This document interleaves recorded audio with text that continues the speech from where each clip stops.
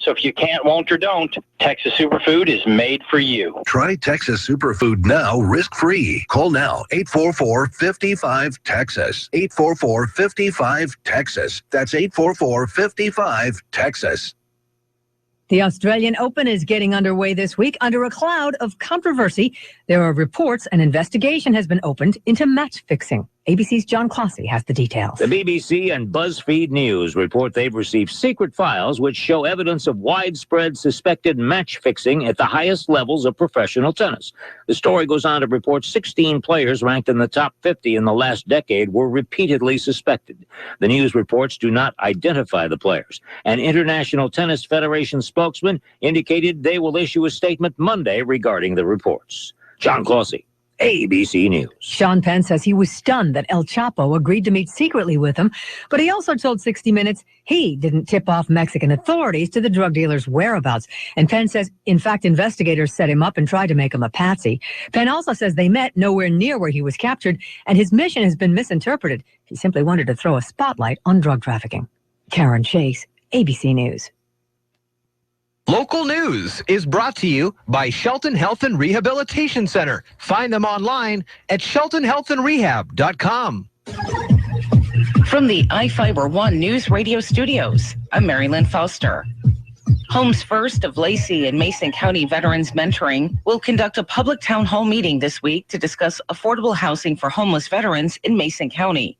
The goal of the public meeting is to create public awareness, provide education, and discuss investment opportunities for a project in Shelton. Homes First Affordable Housing has operated in Thurston County for 25 years. The agency owns 31 properties with 82 rental units and housing over 180 tenants. According to a spokesperson for the nonprofit organization, which has served more than 3,000 people, they see a growing need for affordable housing in Mason County and believe this is the program to make an impact on that need. State Representative Denny Heck, Thurston County Commissioner Bud Blake, Mason County Commissioner Terry Jeffries, and Shelton City Commissioner Tracy Moore will present information. The meeting runs from 5:30 to 7 p.m. on Wednesday, January 20th in the Mason County Public Works Building at 100 West Public Works Drive in Shelton. A 22-year-old Olympia man was arrested over the weekend following a head-on crash with a pickup near the Interstate 5 interchange on Highway 101. Trooper Guy Gill with the Washington State Patrol says the suspect was driving south in the northbound lanes of Highway 101 when he collided with the truck. The driver of the truck and passenger sustained non-life-threatening facial injuries and were transported to a hospital. The suspect also sustained minor injuries. He had a blood alcohol content 3 times the legal limit for driving based on a roadside breathalyzer test. He's being charged with suspicion of vehicular assault. Gill said troopers are unsure when the suspect entered the highway driving the wrong way. The State Patrol is asking witnesses to contact them. Thursday night at the Shelton Civic Center, the community gathered for the kickstart of Graduation Matters Shelton. It was a full house and standing room only as the community heard from Lieutenant Governor Brad Owen, 35th District Representative Dan Griffey, Shelton Mayor Gary Krantz, and various community leaders. Superintendent Dr. Alex Apostle talked with Daybreak about the turnout. It truly was amazing, and it really exemplified the community that we have here in Shelton. It was so impressive. It exceeded my expectations. What a reason to get excited, for the entire community to come forward and say, we're not really sure what we're going to do for our kids in terms of supporting Graduation Matters Shelton, but we're going to find out and we're going to make it happen. The Graduation Matters Board has set a goal of a 100% graduation rate for Shelton students, and along with it, establish a new standard for the state of Washington. If you missed the Graduation Matters rally last week, you can watch it on our website at iFIBER1newsradio.com. For iFIBER One News Radio, 1030 KMAS and FM 103.3, I'm Mary Lynn Foster. The craziness is returning to the kennel. Wiltshire behind his back with a dribble, and he scores! Kornowski to his left, pulls up, shoots, scores, and a foul. Zags basketball from IMG. Corners, Nelson driving baseline and a two-handed throw down dunk. Oh my goodness, Silas Nelson! From tip-off to the final buzzer. And throws it down with 2 hands. Follow the action all season long on your home for Bulldogs basketball, the Gonzaga IMG Sports Network. I'm attorney Harold Carr. During the past 25 years, more than 8,000 people have trusted me to handle their personal injury cases. I understand how an injury can disrupt your life and cause financial hardship for you and your family. At the law firm of Harold Carr, we have 5 attorneys and 19 staff members experienced with negotiating and litigating with insurance companies. So if you feel the insurance company is not dealing with you fairly, call me, Harold Carr. Let us deal with the insurance company so you won't have to. Car accident? Call Carr or visit us online at haroldcarrattorney.com. Fitting rematch set to take place between football's greatest nemeses. Hi, everybody. I'm Dave Packer reporting on sports. In the NFL, a relentless Broncos defense kept the Steelers in check, but it was Peyton Manning who delivered the heroics. A late touchdown drive gave Denver the 23-16 victory, setting the stage for a familiar rivalry, possibly for the last time. For those of you that were waiting for a Peyton Manning-Tom Brady match number 17, you're going to get it next Sunday right here at Sports Authority Field. Dave Logan with the call on KOA as Manning takes a knee to end the Steelers season. The Broncos' focus now turns to the Patriots. As for the NFC, Auschka gets it up high into the air. The Panthers jump for it and come down with it. WBT with the call as the Panthers recover the Seahawks' late onside kick, dashing Seattle's comeback hopes after losing a 31-3 lead. The Panthers managed to hold off the Seahawks, winning 31-24. Next up, the Arizona Cardinals in the NFC Championship game. In tennis, the Australian Open is underway, but a scandal is casting a shadow over the first Grand Slam event of the year. The BBC and BuzzFeed News report they've received secret files which show evidence of widespread suspected match fixing at the highest levels of professional tennis.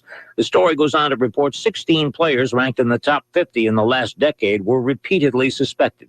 The news reports do not identify the players. ABC's John Clossy, some matches of note in the first round. On the women's side, Serena Williams advances, while fellow American Sloane Stephens falls in an upset. And for the men, top-ranked Novak Djokovic wins in straight sets to move on to the second round. Turning to the NBA, the Thunder continue to roll. Lean in, angle left three by Westbrook's on the way, right between the eyes. Pat Pinto with the call on WWLS as Russell Westbrook comes away with a triple-double in the Thunder's easy victory over the Miami Heat. 4 straight wins now for Oklahoma City. Dave Packer, ABC Sports.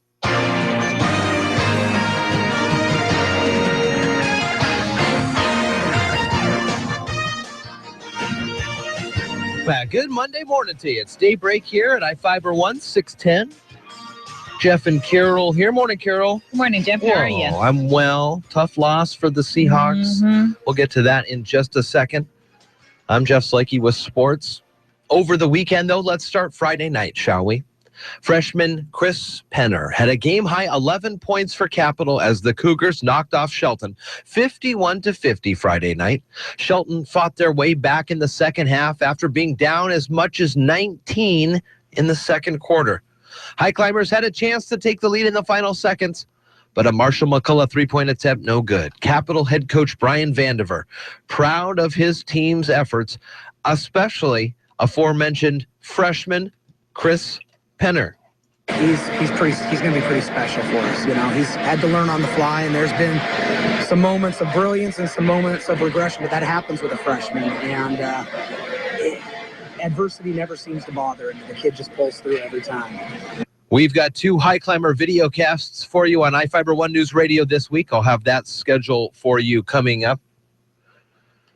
Also, Kyle Wilter scored 25 points, and number 25 Gonzaga beat San Diego 88-52 Saturday night. Ole Artesians lost against Bellingham 11-4, and I've kind of been holding it off. I've been holding back on this one. I've been waiting to. And we all know what happened yesterday. Carolina Panthers built that 31-point halftime lead before barely holding on. Man, what a comeback. 31-24. We've got more football for you this upcoming weekend on iFIBER ONE Newsradio. The NFL Championship Series, first game, Denver, New England. Then Arizona at Carolina. Coverage starts at 11 a.m. Also this week on iFIBER ONE, Shelton girls basketball video cast, 7 p.m., welcoming Wilson to town. Thursday, we have Gonzaga basketball on the radio, taking on St. Mary's with the pregame at 7:40. And another video cast of boys basketball. This time, though, Central Kitsap comes to town.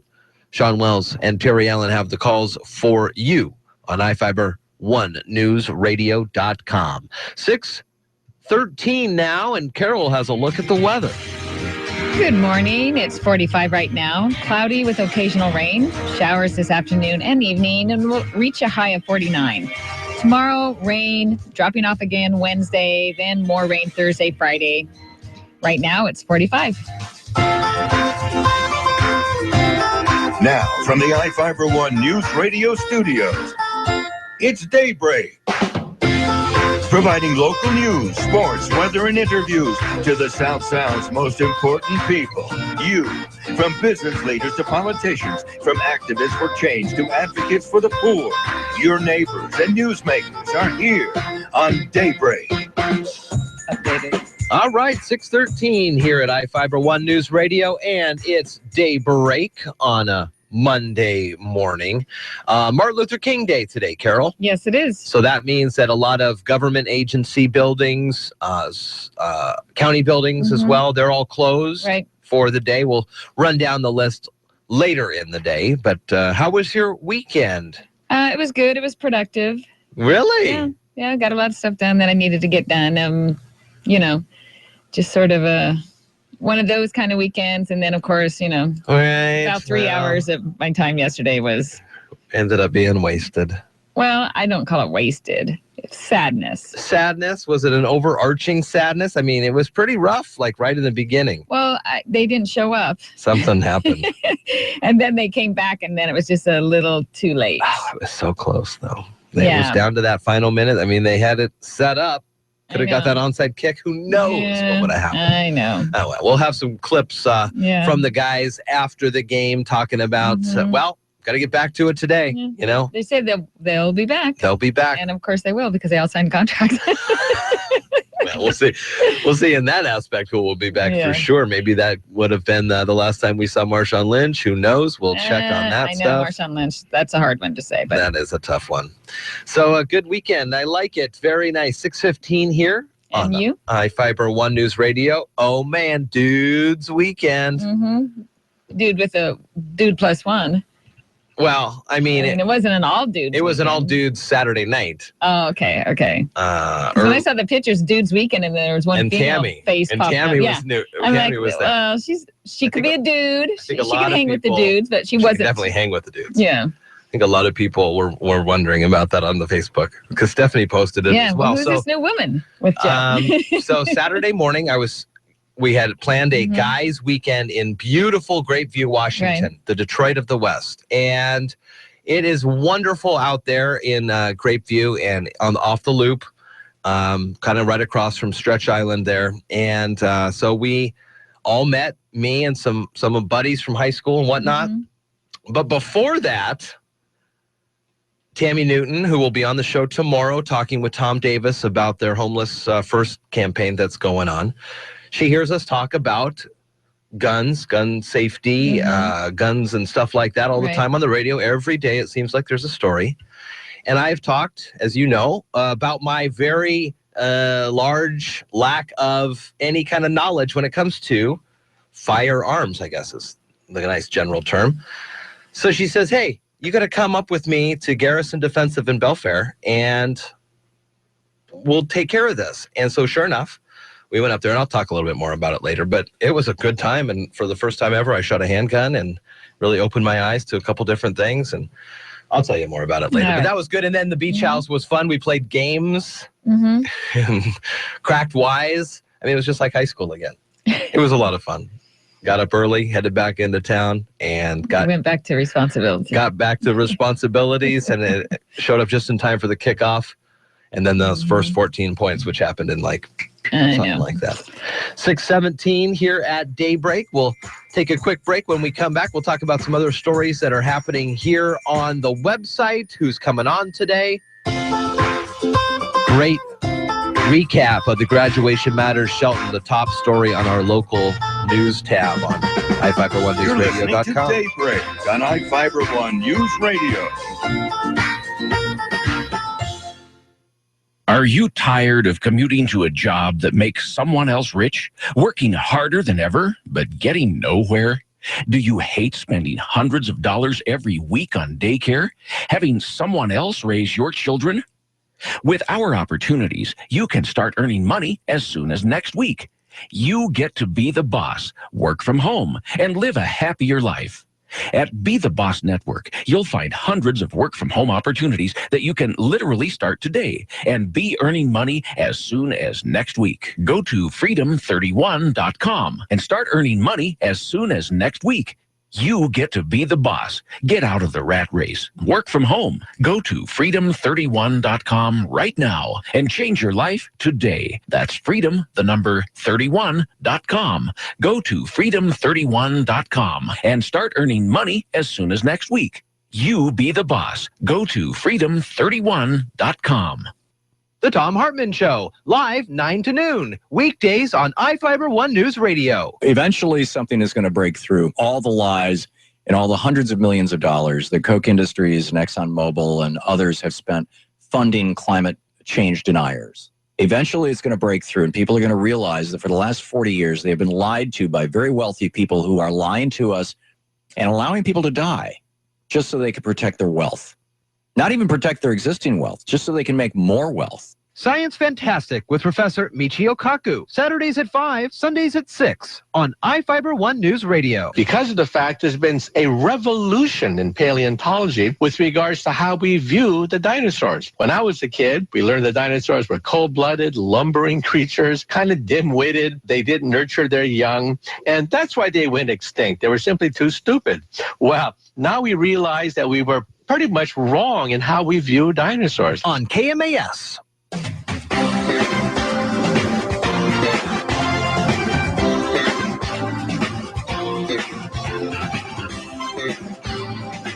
From the iFIBER ONE News Radio studios, you're listening to Daybreak. That's 6:20 here at iFIBER ONE and Daybreak. Good morning to you. Good morning. Hi, Carol. It's like Christmas. Turn on the YouTube, folks. Green isn't really it's sort of a turquoise-y green, blue-green. Well, those are the stripes. Yeah. It's a lime. I'd say it's a lime green. With the lime and the coconut. Yeah, sort of. I can see that.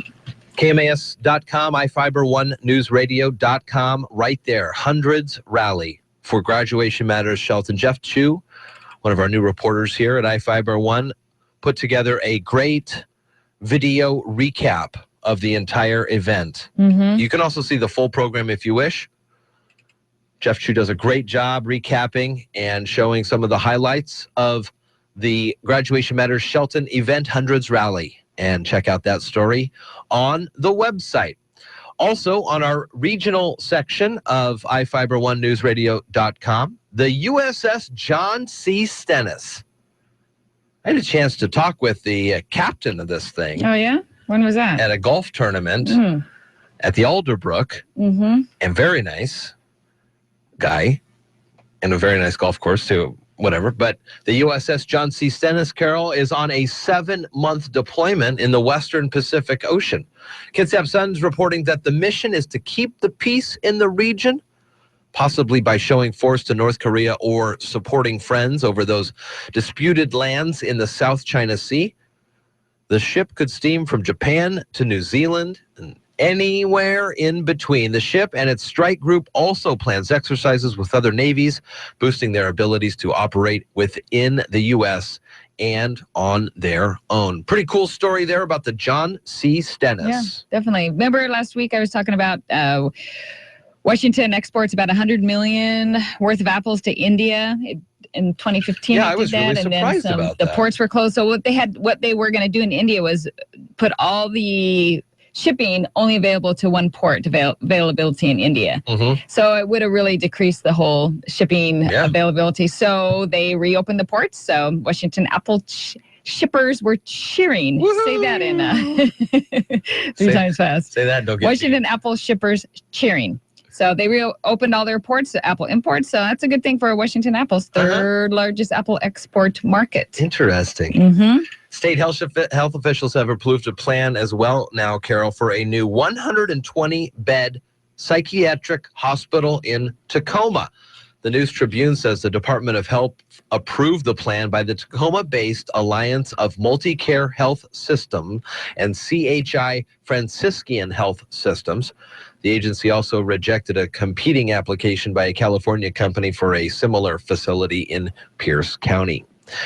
Very nice. Pierce County has had a severe shortage of beds since Puget Sound Hospital closed back in 2010. 622 here at iFIBER One News Radio. AM 1030 and FM 1033. Jeff and Carol here, and some new news about, I guess this is a recreation-ish story. Yeah, it's definitely a recreation story. You get out and do stuff, or you get in and do stuff. Yeah, you get in. You're not getting out and do stuff. Yeah, but you're still working out. Are you you went and did some rock climbing, did you, in an indoor gym at one point? I did rock climbing once. We were on a cruise ship, and they had a rock wall on the back end of this big boat. All right. Amazing, first off, but go ahead. Well, there's going to be the ground has been broken for a new Lacey rock climbing gym. So, yeah, it's pretty great. And it'll be called the New Purdy Fun Climbing and Warehouse Rock Gym. It's going to be in Lacey. Huh. Yeah, it's designed and built by Vertical Worlds Elevate Climbing of Seattle. And it'll feature more than 10,000 feet of climbing, 2/3 of which will be roped and 1/3 bouldering. Wow. And then lead climbing, not sure exactly what that means, up to 50 feet. And then there'll be cardio equipment and other exercise programs. Well, that'll be a fun little place. Yeah, it sounds great. We got that information from our friends at Business Examiner Media. There was some rock gyms in Olympia, I think. I don't know if they're still open or not, but and then there's that big one in Seattle that you drive by if you're on the I-5, the REI building. You know, there's a really big one there. Do you do this? Have you ever rock climbed? I rock climbed outdoors, like on rocks. Yeah. But I haven't. Real rock climbing. Right. And I have never done it inside a gym. It's a lot of fun. It really tests your mental kind of like, if you like doing puzzles, rock climbing would be fun. Right. Because you jump up and your hands are at a certain spot, and then you go, well, wait, how am I going to get to this next one? And I got to kind of do a 1, 2, 3 move or it's something. Like that outside too. Except for there's a real risk that yeah, you can fall. You don't have a rope. Yeah, I haven't done like something like in Yosemite. That I haven't been crazy, but just 15-foot wall, just climbing up it. Well, you don't want to fall 15 feet. You don't. So who sets up the security? That's why I never understood. Who was the first person to do this, to hammer into the rock some of those carabiner hooks? Well, they probably didn't have those in the beginning. They probably were trying to climb and thought, how can we do it? So they probably nailed in wood or some kind of metal something. Yeah, but who are those people? You didn't have to do that, right? Explorers, though. You didn't have to nail anything in. People from hundreds of years ago that used to explore their environment. Whoa. Yeah. Those folks are tough. They were tough. All the people that came before us that paved the way so you could sit there in your striped shirt. and then think about climbing a plastic wall in air conditioning. Now this is tough. Yeah. This is tough. 626 here at iFIBER One News Radio. If I wanted to get out and rock climb, for the example, in this next week or two, what was the weather forecast you were giving us? It was a little misty this morning. Yeah, rain and clouds. Rain and clouds. Slippery for rock There climbing. is a sports report that I'll have for you coming up, Carol. It seems as though there could be some fixing in tennis. Oh, really? Wow. We got this story for you here coming up in just a little bit. Of course, we've all kind of come to grips with the loss yesterday. It was a great second half of football. Very exciting. And those other games, did you watch any of the other games? No, I didn't want to watch anything else. What was that one game that was really good? Green Bay and Arizona? Yeah. Whoa. Overtime? Whew, that was something else. I know. Yeah, that was Saturday. Wasn't that on Saturday? Saturday night, for sure. Yeah. All right, here's John Clossy from ABC. Details of this maybe cheating going on. The BBC and BuzzFeed News report they've received secret files which show evidence of widespread suspected match fixing at the highest levels of professional tennis. The story goes on to report 16 players ranked in the top 50 in the last decade were repeatedly suspected. The news reports do not identify the players. An International Tennis Federation spokesman indicated they will issue a statement Monday regarding the reports. John Clossy, ABC News. Oh, my goodness. Isn't that something? What? Tennis. I know. It just seems match fixing. That'd be a hard game to fix. But I don't know. Another sports, not really the same line, but you may have heard about this last year. Washington lawmakers aim to address illegal fantasy sports. Oh, yeah. Yeah. So we can't do that here. No, it's currently illegal in our state. So they're going to have a bill that would explicitly outlaw daily fantasy sports games hosted by those huge sites like FanDuel and DraftKings. But the bill will make it easier for like the smaller people to with no more than 50 players paying $50. Oh, so like family. Yeah, or like your work thing, but they'll ban daily fantasy sports games. The big ones that you could make a lot of money and people go a little bit crazy on those ones. So that's one of the things that is happening in Olympia. Well, they had that big, you saw those commercials, and I guess you still kind of do. Not as much as it was right before they got kind of looked at a little closer. Right. But I know that you could go in there and say, oh, yeah, your first up to $200 will pay you back, whatever this and that. And then you go and fill out all the information, and then you type WA. Right. It says, wah, wah. Sorry, you are ineligible to play. So making that a little more understandable and opening it up to kind of the friendly family. I mean, nobody benefits except for, it's not like the sports book. Right. Look at what the Slakey pool is doing in picks. Exactly. Like they think they are. Unless you were making a lot of money. Unless that new car you got out there. Unless I was doing some really good picking. Yeah. Really good picking. And how has it been without it making any money? What?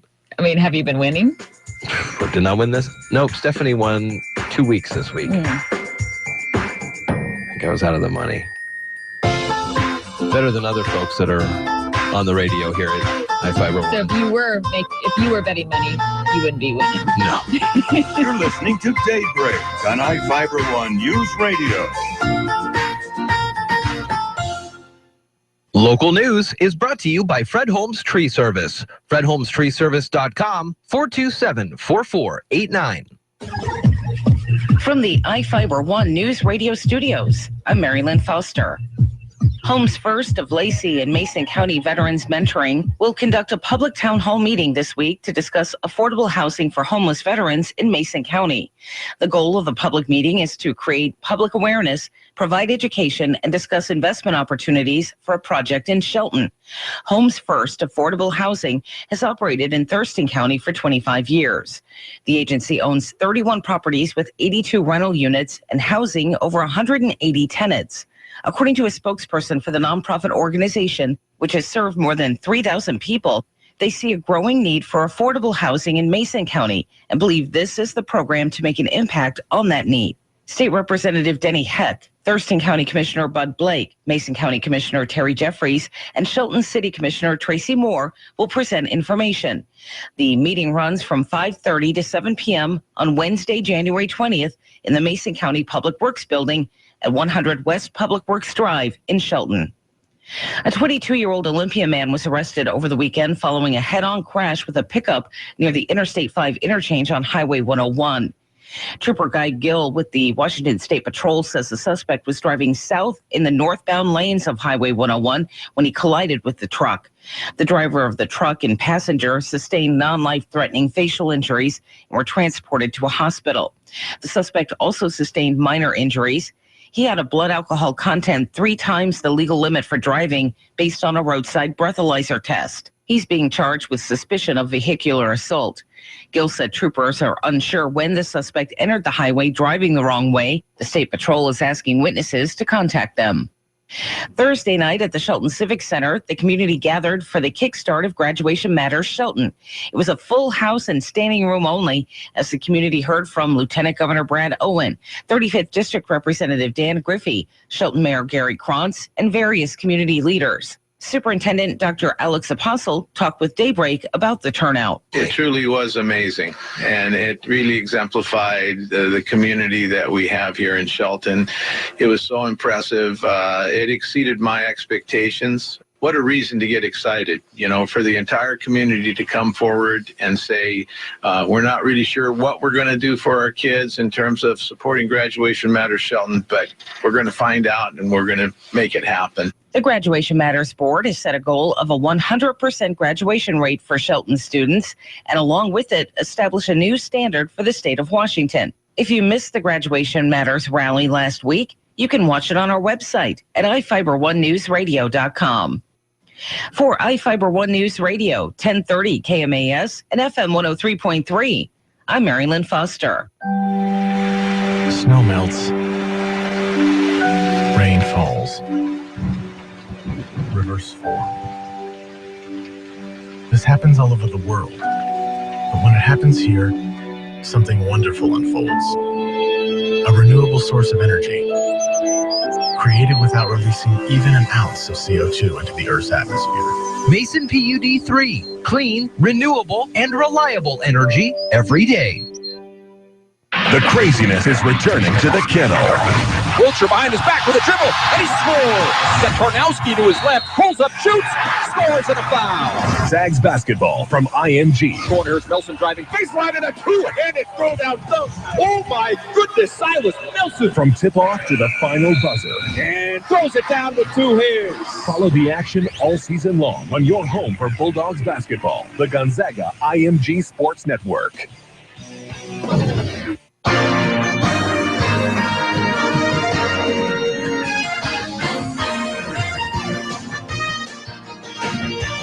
For iFIBER One News Radio, 634. Good morning to you. I'm Jeff Slakey, and Carol Gardner is here as well. Good morning. Morning.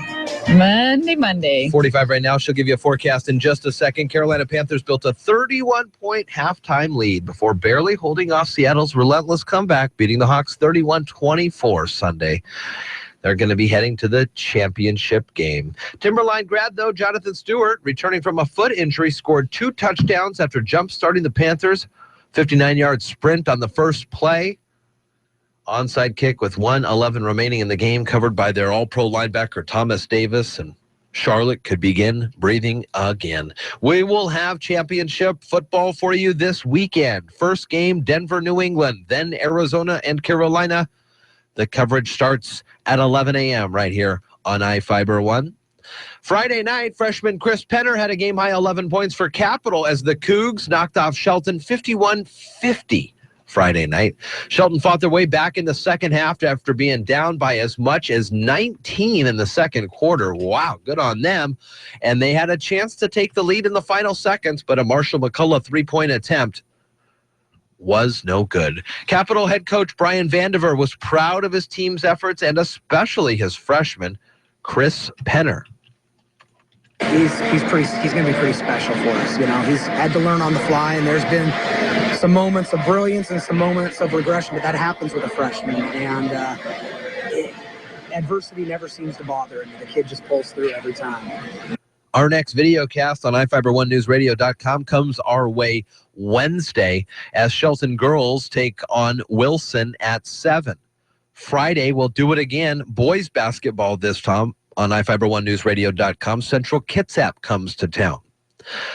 Gonzaga basketball. Kyle Wiltshire scored 25, and number 25 Gonzaga beat San Diego 88-52 on Saturday night. Our next Gonzaga game is Thursday, taking on St. Mary's with the pregame at 7:40. And finally, the Only Town Artesians' offensive woes in the first half continued on Saturday in Bellingham as they picked up the second half of the season.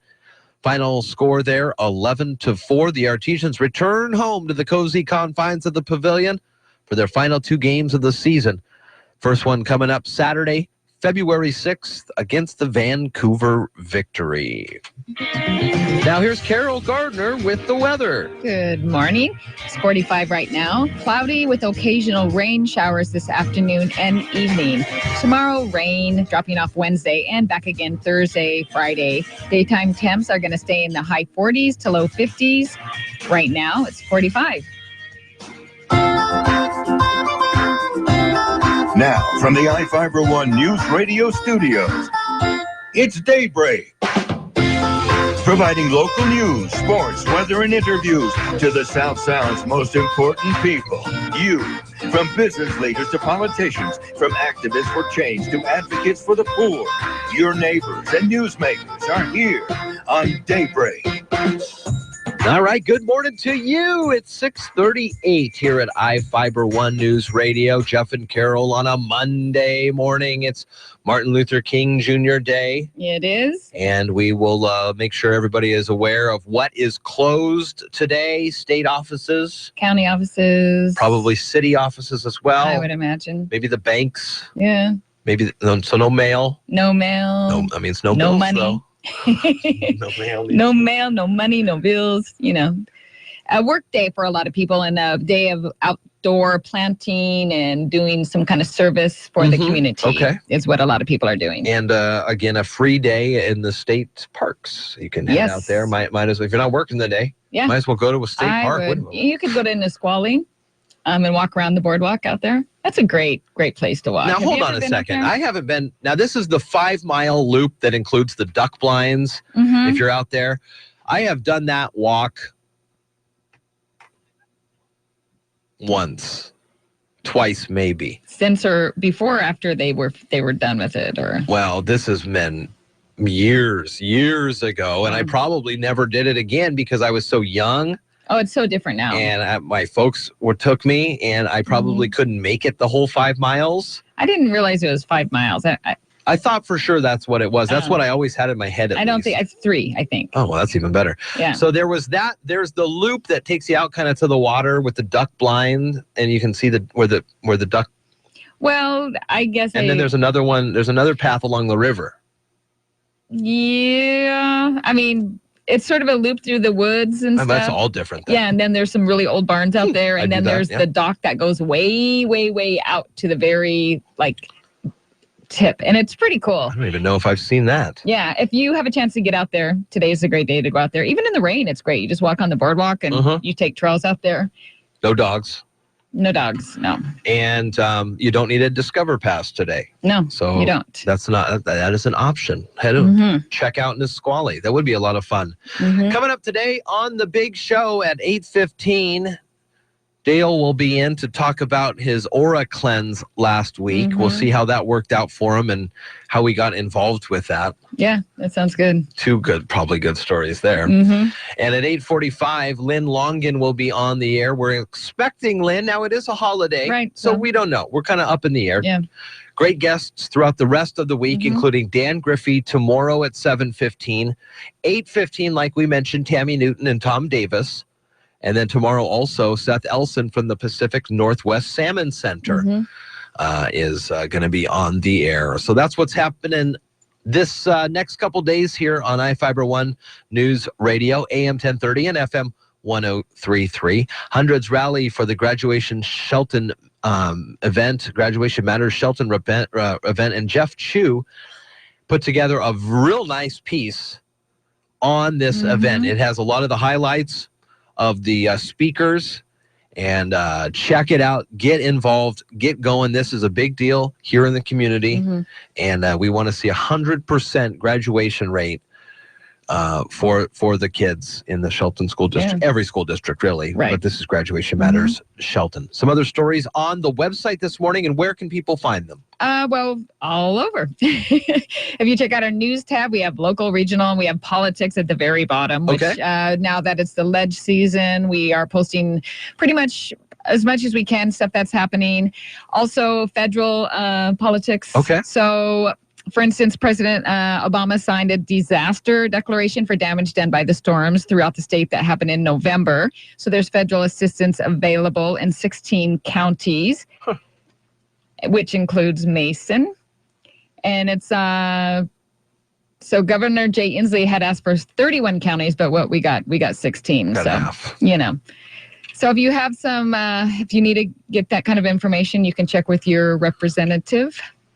Also in Olympia, there was about 100 people that got together on this past weekend to urged lawmakers to protect gun rights. Lawmakers and others spoke at the rally on Friday, emphasizing legislative priorities and speaking against gun-related policies of the president, like his recent executive actions to expand background checks to cover more firearms sold at gun shows and elsewhere. Most at the rally appeared to be unarmed, but some carried firearms. Others held signs or wore clothes promoting gun rights. Rep. Matt Shea was one of the folks there who spoke. And another story involving Matt Shea, where was that one? I saw that he was getting some threats. Yeah, because he went down to the Oregon holdouts down there. There it is. State Patrol says it's investigating threats reportedly made by a state lawmaker who recently made headlines for visiting that wildlife refuge that's been occupied by the armed protesters.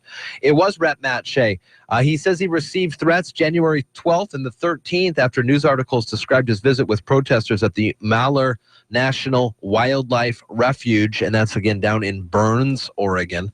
State Patrol spokesman Kyle Moore confirmed that the agency's Spokane district does have an open and active case on this involving threats against the Spokane Valley Republican. Could not give any further details.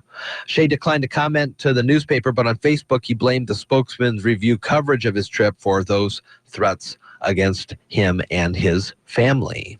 Yeah, but there was a lot of stories more than just in the spokesman review. I did see that as well. The newspaper editor noted it wasn't the only time or organization to write about that trip. Yeah. Well, it's a controversial trip. It sure is. All right, we're going to live the country life here in a minute, Carol. All right. After that, we come back with more Daybreak. You're listening to Daybreak on iFIBER One News Radio.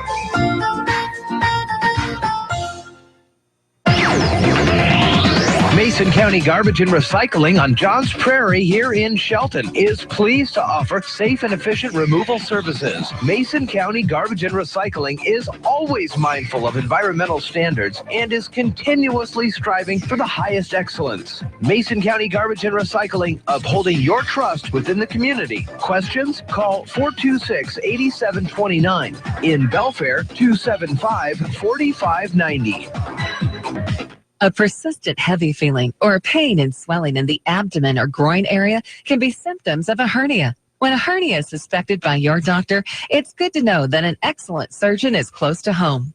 Mason General Hospital Surgery Clinic has board-certified general surgeons highly experienced in hernia and other general surgeries, including advanced laparoscopic procedures. They will fully explain your surgery to you with the assurance that you will receive excellent care at Mason General Hospital.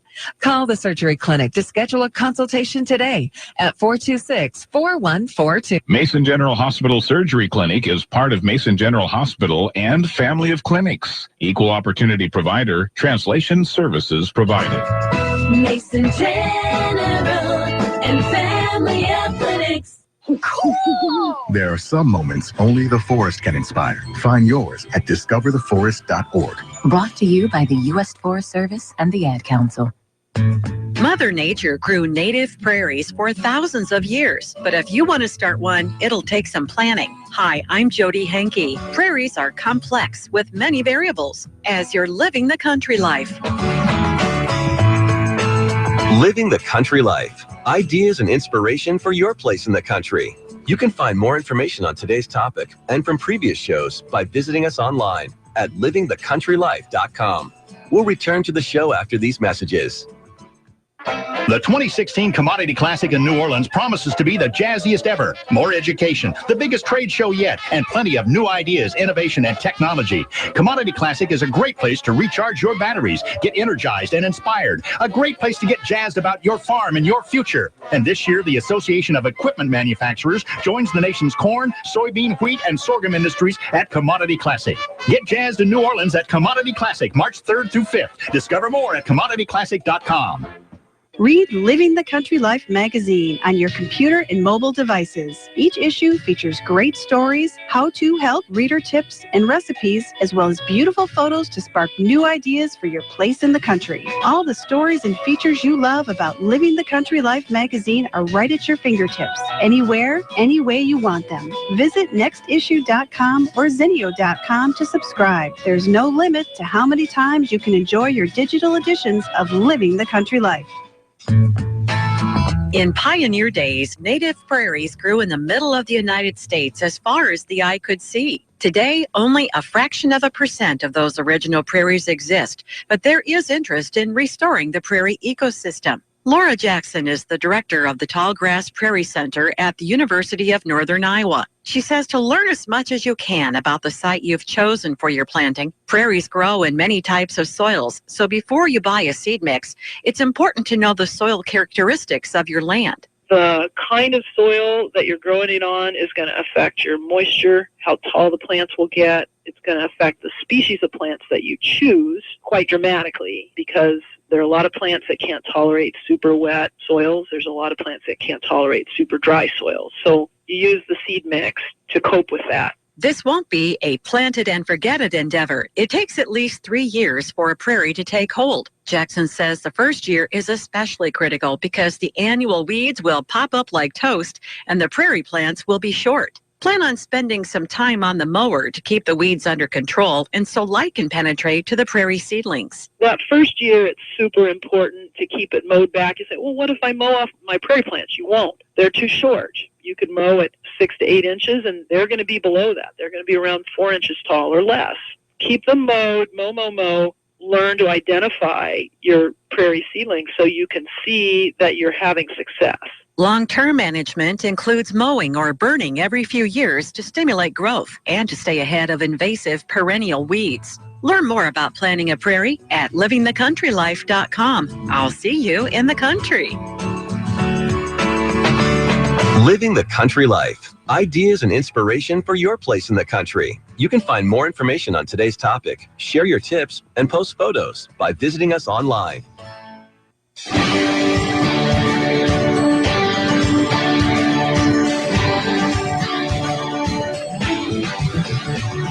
iFIBER One News Radio, 1030 KMAS and FM 103.3 presents Daybreak.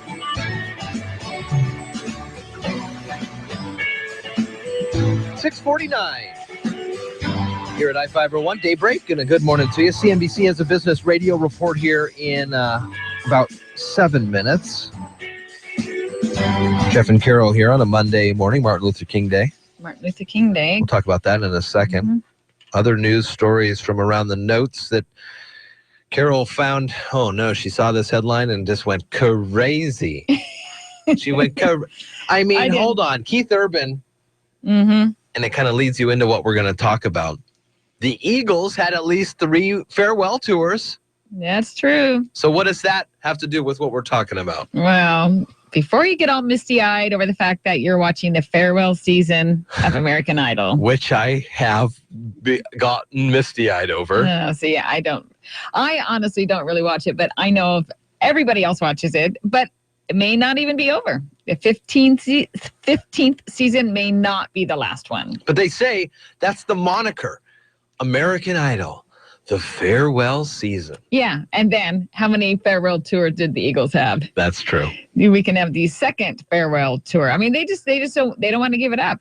Is it because they know they can make a quick buck on this, or they actually enjoy the process of finding an American Idol, or they are just looking to fill slots on the TV? Well, I don't know. I mean, Fox, for some reason, has decided to end it. And Jennifer Lopez says, you don't know what you're going to get. And people are still tuning in. And she says it's just so great to watch. She doesn't think, it should be over. So these kind of shows, J-Lo is advocating that you just never know the talent that you may find. So so we should continue this thing. Yeah, well, and people are still watching it. That's the thing. But are people watching it because they've told everyone it's the farewell season and they told everyone that all the judges are going to be back, all the winners are going to be back? And is that why people are watching it, or because the previous seasons have not been popular? Well, I don't know. What do you think? I just think that everybody's watching it because it is the last one. And for 15 years, we have loved that show. And I remember when it came out and everybody was like, what is this? This show has broken all the rules. And we get to meet Simon Cowell.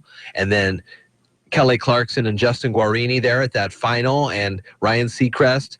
And I think Dunkelman was the other co-host at that time before he got canned. And they call Kelly Clarkson's name, and everybody that voted went, I helped with that.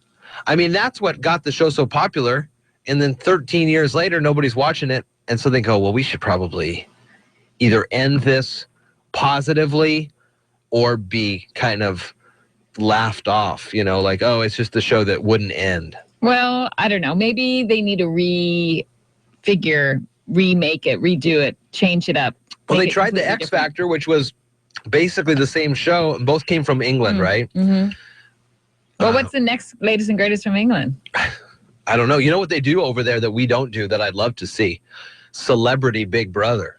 Oh. Because that's a fun show in the summer. Mm-hmm. Big Brother. What else is on? You're going to watch Big Brother. And they do a celebrity version where they get B-list American and British celebrities. They had that here. Or They've maybe that was the counseling session for the B-listers. I think they Dr. do have Drew that. or something. They do Maybe have that's that. what it was. Interesting. So they may not even be done. Yeah. Jordan Sparks hopes that Idol will return. Pretty interesting. 6:53 here at iFIBER One. It's Daybreak, and at 6:58 we'll have a CNBC Business Radio report for you here. ABC News comes at the top of the hour. Mary Lynn Foster just at 7:05, and we'll check sports and weather from around the Northwest. And it was wet over the weekend. There were some some heavy rain showers for sure. It was. And that was out in the but I did get a walk in Mason County area. Good. That's it. Now, are you walking out in the woods of Evergreen? Near Evergreen. Near Evergreen. There's a lot of great trails. Yeah. And it is a free day for the state parks. Mm-hmm. And we talked about Nisqually earlier. Right. But there's a lot over, if perhaps you can't make it out that far, if you're in Mason County and don't want to head, or vice versa, there's a lot of great things. Yeah. Staircase around here. Mm-hmm. Get out and just try it. Yeah. And what's the deal? So here's a way to think about this. If you go to a state park today and you just drive in, and you don't get a ticket. If you were to buy a day pass, be $10. Right. You do that 3 times. That's the price of a year-long Discovery Pass. And there's a lot of great places to discover in this state. There certainly is. 6:55 here, iFIBER One News Radio. Last night after, go ahead. Oh, I was just going to say, speaking of discovering. Yeah, last night on 60 Minutes, Sean Penn was there, and what's his deal? Well, he had the interview with Charlie Rose, and he's like, he has a terrible regret that the entire discussion of the article ignored its purpose, which was he was trying to contribute to the discussion about the policy on the war on drugs. But if you read the article, okay, disclaimer, I did not read it, but I read excerpts of it. I read about people who read the article. Yeah, and somebody said it was like he wrote it was like a bad movie script. Well, it was all about him getting down there and how he got down there. It didn't really talk about Chapo and his war on drugs. I mean, people were like, what is this article about? Read this article. Yeah, so I thought when I first heard this, the first thing that popped in my head was that Penn was meeting El Chapo to be El Chapo in a movie. Oh, is that what that was the first thought? Well, that's probably what El Chapo thought. Is that Sean Penn is like, I could be El Chapo. Right. So I'm going to go down there and find him, and then I'm sure he heard, however he heard through the grapevine on his Twitter, right, that El Chapo and Sean Penn were coming.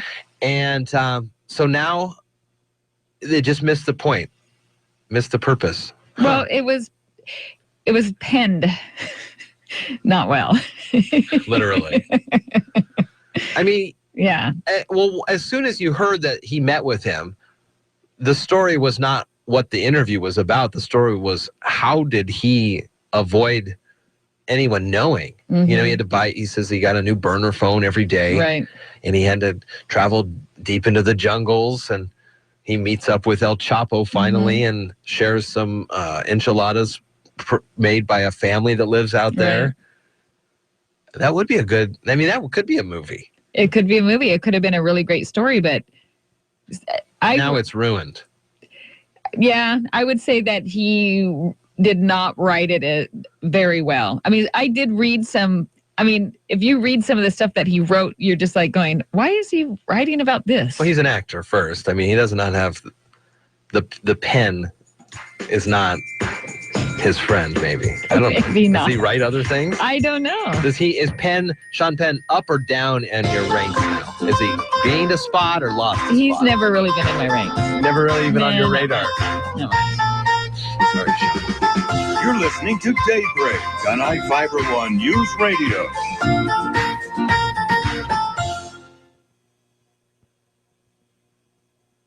I'm Tom Busby, CNBC Radio. For most of the U.S., December was the warmest on record, but December is over and wintry weather is finally here across much of the nation. Now, for millions, that means turning the heat on at home. And although natural gas and propane prices are lower this year, everyone wants to save money, and here are ways to save on your home heating bill. You can stop cold drafts by sealing up leaky windows and around electrical outlets. Replace worn weather stripping on doors. Cover windows and patio doors, especially in little-used sunrooms, with plastic sheeting. And cover up exposed air conditioning units. Use the heating power of the sun by keeping curtains and shades open to take in direct sunlight and closed shut at night. If you have a forced air heating system, change the filter. It's easier to get warm air circulating through the house with a clean one. And lower the thermostat at night or when you're out of the house. Or you can do what my father said when it was cold growing up. Put on a sweater and do some work. I'm Tom Busby, CNBC Radio. Did you know 1 in 50 people has a brain aneurysm? Every 18 minutes, a brain aneurysm erupts. Half of brain aneurysms result in death. Well, it strike you or someone you love. The Brain Aneurysm Foundation is the globally recognized leader in brain aneurysm education, awareness, advocacy, support, and research funding. The Brain Aneurysm Foundation, raising awareness and ending fear. To learn facts at bafound.org. That's bafound.org. It's fun to splurge on nice things, but it's better to get those same nice things at a great value. Like a Honda certified pre-owned vehicle, the best certified pre-owned value in America, and backed by a limited warranty. Let Honda certified pre-owned take you farther. Visit HondaCertified.com and search for local inventory. Honda, start something special. Based on 2015 VinCentric Best CPO Value in America Awards analysis, applicable to 2011 to 2015 Honda model years. See dealer for limited warranty details. Mornings start with Daybreak on iFIBER ONE News Radio. Join Jeff and Carol weekdays from 6 to 9 on AM 1030 and FM 1033 KMAS Shelton. Here's the latest from ABC News. I'm Karen Chase.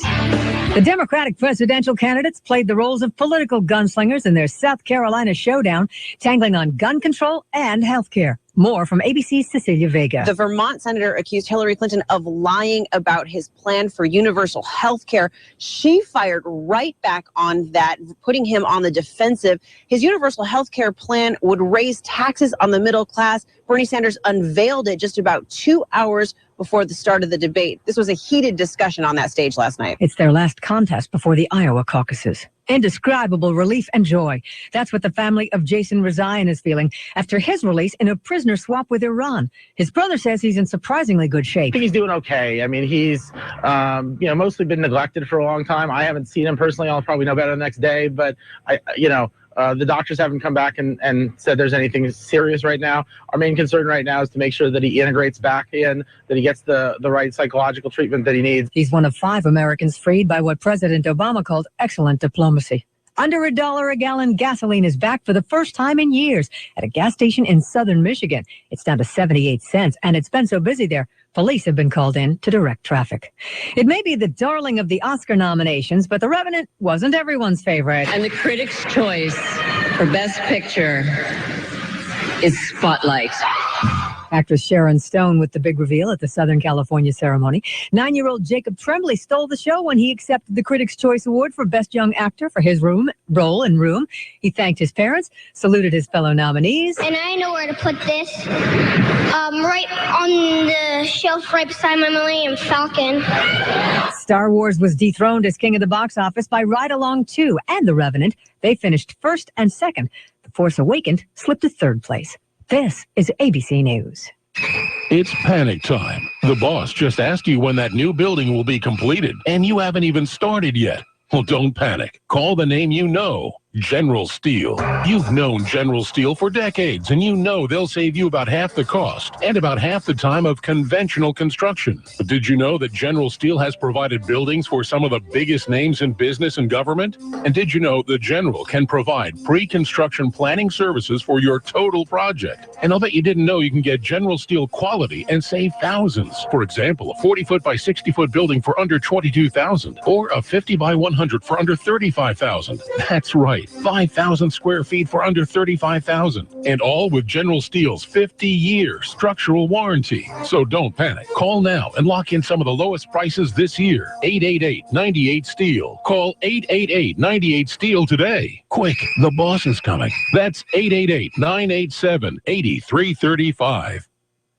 Today, America pauses to remember a civil rights icon. ABC's Dave Schreiber has his story. I still have a dream this afternoon. Following Martin Luther King's death, the idea of a holiday was promoted by labor unions in contract negotiations. A Democratic congressman and a Republican senator introduced a bill in Congress to make King's birthday a national holiday. President Reagan, who had originally opposed the idea, was at the signing ceremony for King Day. There was controversy in Arizona. It cost the state a Super Bowl before officially recognizing the holiday. South Carolina was the last state to recognize MLK Day in 2000. Dave Schreiber, ABC News. Presidential candidate Carly Fiorina's husband Frank says he knows he's not as famous or as politically savvy as the other guy on the campaign trail, hoping to become the first gentleman, Bill Clinton. But he's happy to do his duty as a campaign spouse, providing a warm and fuzzy perspective on his wife. He says being married to her is wonderful and awful because she does everything better. Karen Chase, ABC News. Local news is brought to you by Shelton Health and Rehabilitation Center. Find them online at sheltonhealthandrehab.com. From the iFIBER ONE Newsradio studios, I'm Mary Lynn Foster. Homes First of Lacey and Mason County Veterans Mentoring will conduct a public town hall meeting this week to discuss affordable housing for homeless veterans in Mason County. The goal of the public meeting is to create public awareness, provide education, and discuss investment opportunities for a project in Shelton. Homes First Affordable Housing has operated in Thurston County for 25 years. The agency owns 31 properties with 82 rental units and housing over 180 tenants. According to a spokesperson for the nonprofit organization, which has served more than 3,000 people, they see a growing need for affordable housing in Mason County and believe this is the program to make an impact on that need. State Representative Denny Heck, Thurston County Commissioner Bud Blake, Mason County Commissioner Terry Jeffries, and Shelton City Commissioner Tracy Moore will present information. The meeting runs from 5:30 to 7 p.m. on Wednesday, January 20th in the Mason County Public Works Building at 100 West Public Works Drive in Shelton. A 22-year-old Olympia man was arrested over the weekend following a head-on crash with a pickup near the Interstate 5 interchange on Highway 101. Trooper Guy Gill with the Washington State Patrol says the suspect was driving south in the northbound lanes of Highway 101 when he collided with the truck. The driver of the truck and passenger sustained non-life-threatening facial injuries and were transported to a hospital. The suspect also sustained minor injuries. He had a blood alcohol content 3 times the legal limit for driving based on a roadside breathalyzer test. He's being charged with suspicion of vehicular assault. Gill said troopers are unsure when the suspect entered the highway driving the wrong way. The State Patrol is asking witnesses to contact them. Thursday night at the Shelton Civic Center, the community gathered for the kickstart of Graduation Matters Shelton. It was a full house and standing room only as the community heard from Lieutenant Governor Brad Owen, 35th District Representative Dan Griffey, Shelton Mayor Gary Krantz, and various community leaders. Superintendent Dr. Alex Apostle talked with Daybreak about the turnout. It truly was amazing, and it really exemplified the community that we have here in Shelton.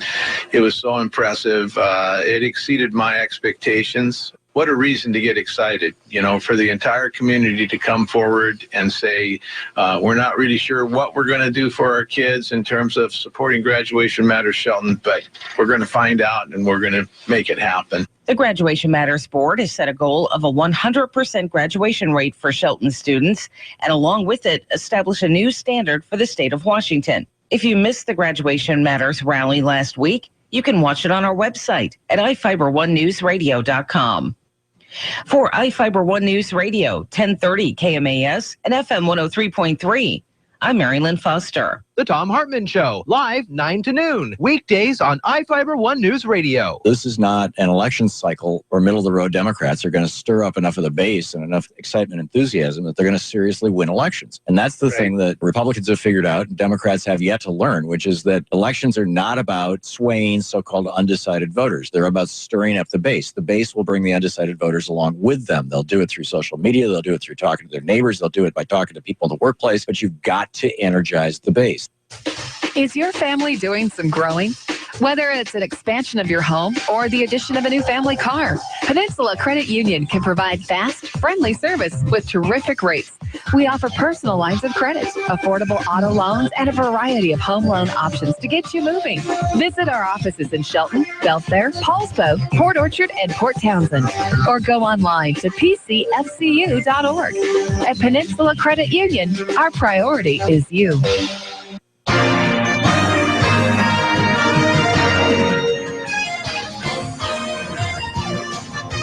For iFiber One News Radio, 7:08, it's Daybreak, and good morning to you. I'm Jeff Slakey along with Carol Gardner. Good morning. Good morning. We'll check the weather in just a moment, but first, sports.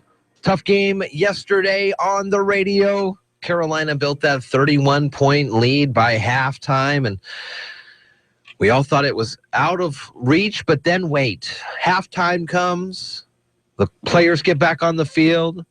1 score, 2 score, 3 score. What is happening? Finally, though, just not enough. 31-24, the final game. Carolina moves on to the championship. We'll have it for you on the radio, along with the Arizona Cardinals. Comes up this Sunday. The first game is Denver at New England, then Arizona at Carolina.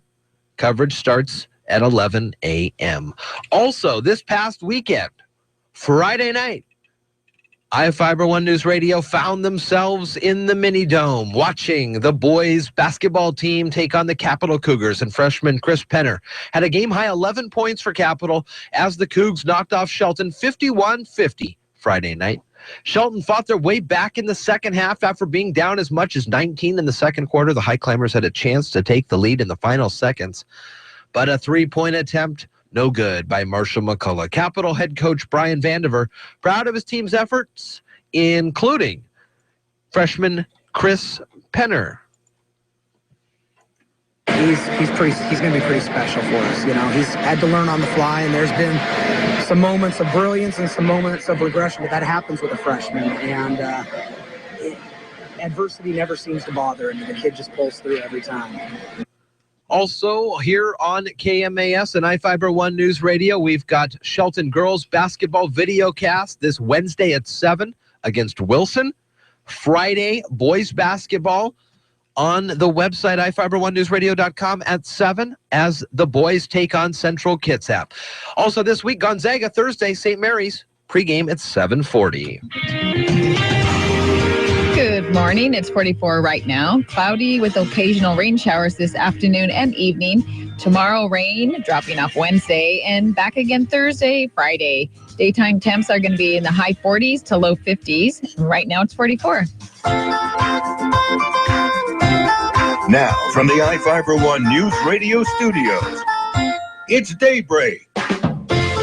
Providing local news, sports, weather, and interviews to the South Sound's most important people. You. From business leaders to politicians, from activists for change to advocates for the poor. Your neighbors and newsmakers are here on Daybreak. All right, good morning to you. 7-11 here at iFiber One.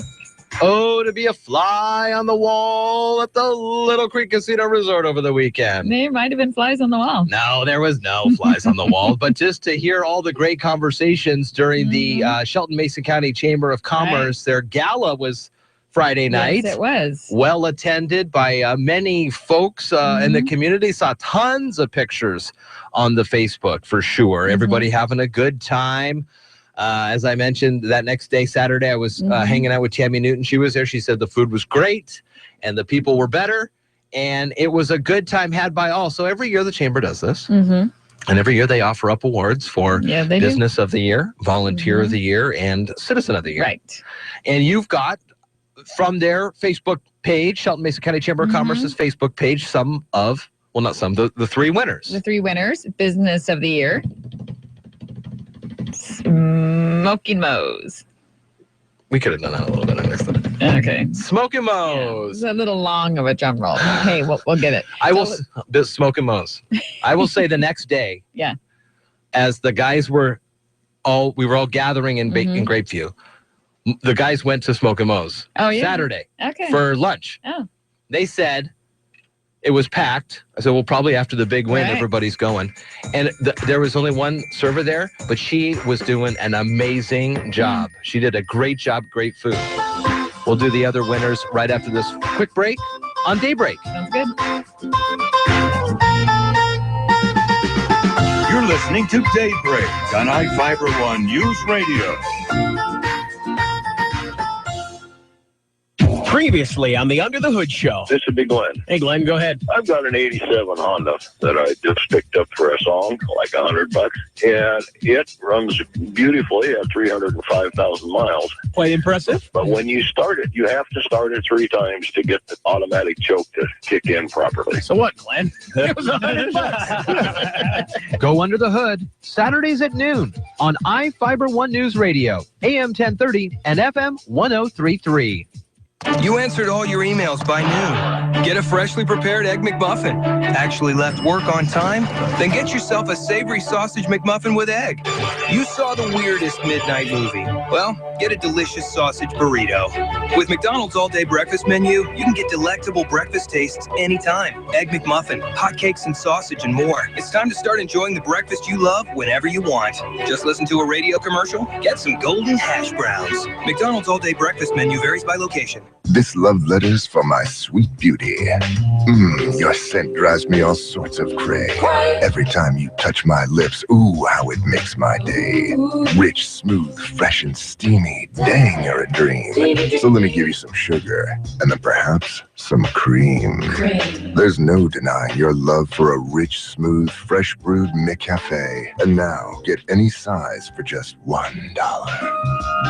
A la carte only. Prices and participation may vary. Limited time offer. The craziness is returning to the kennel. Wiltshire behind his back with a dribble, and he scores. Then Kornowski to his left, pulls up, shoots, scores, and a foul. Zags basketball from IMG. Corners, Nelson driving baseline, and a two-handed throw-down dunk. Oh my goodness, Silas Nelson. From tip-off to the final buzzer. And throws it down with 2 hands. Follow the action all season long on your home for Bulldogs basketball, the Gonzaga IMG Sports Network.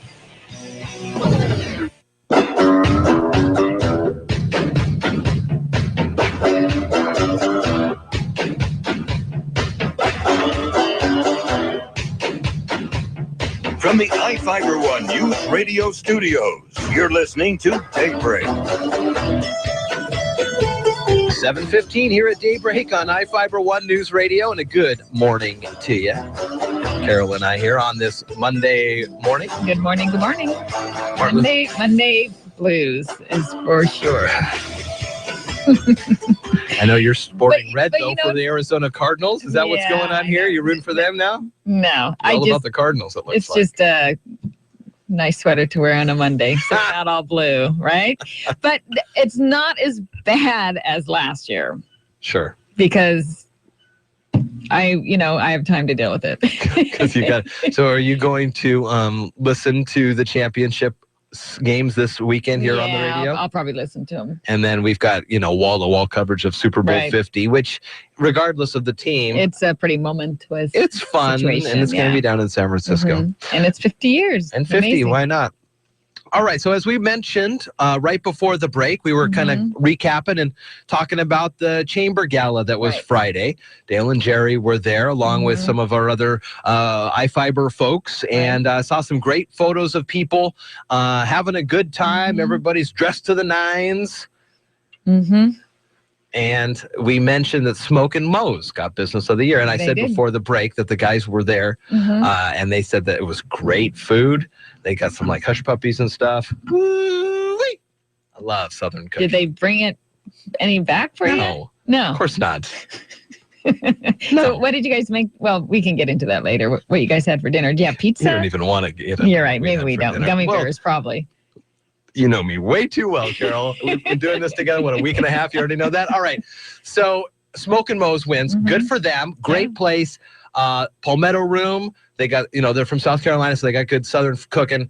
Volunteer of the Year. Who do you got there? The volunteer of the year was Michelle Corral. Oh yeah, I know Michelle. Very nice. Good for her. Yeah. Volunteer of the year. Yeah. And then finally, they have a Citizen of the Year category. They do. And it goes to Shelton Police Chief Darren Moody. No, that's a great choice.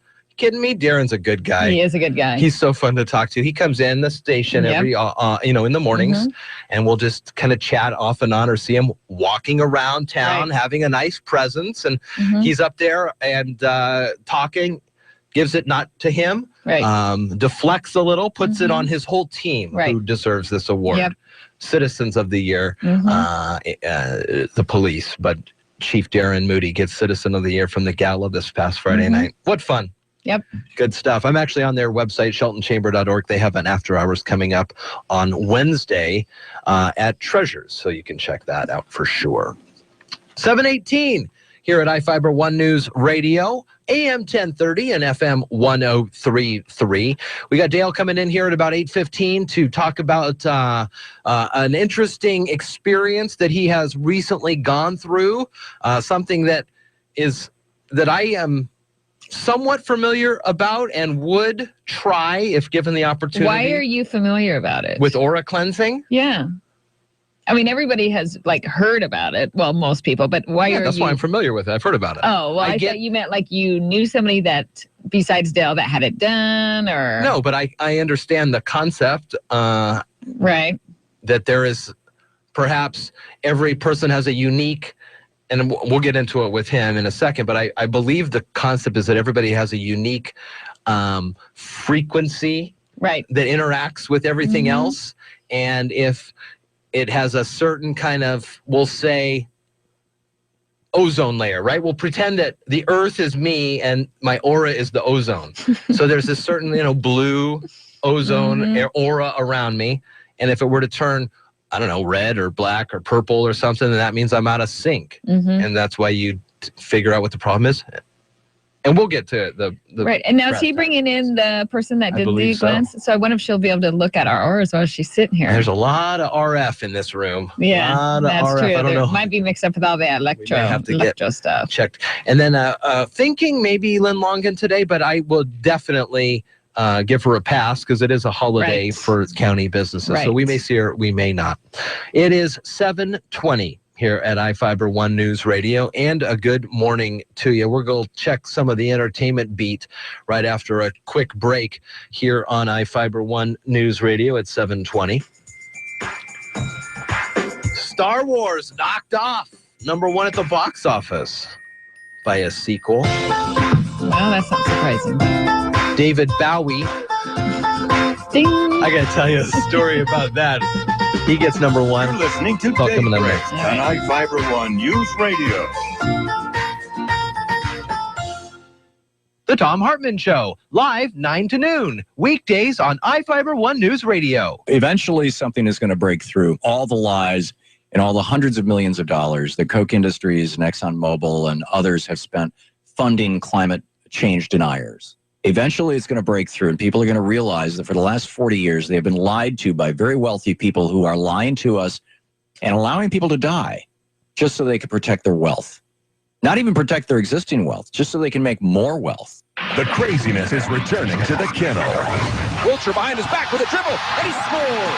Got Karnowski to his left, pulls up, shoots, scores, and a foul. Zags basketball from IMG. Corners, Nelson driving baseline, and a two-handed throw down dunk. Oh my goodness, Silas Nelson. From tip-off to the final buzzer. And throws it down with two hands. Follow the action all season long on your home for Bulldogs basketball, the Gonzaga IMG Sports Network.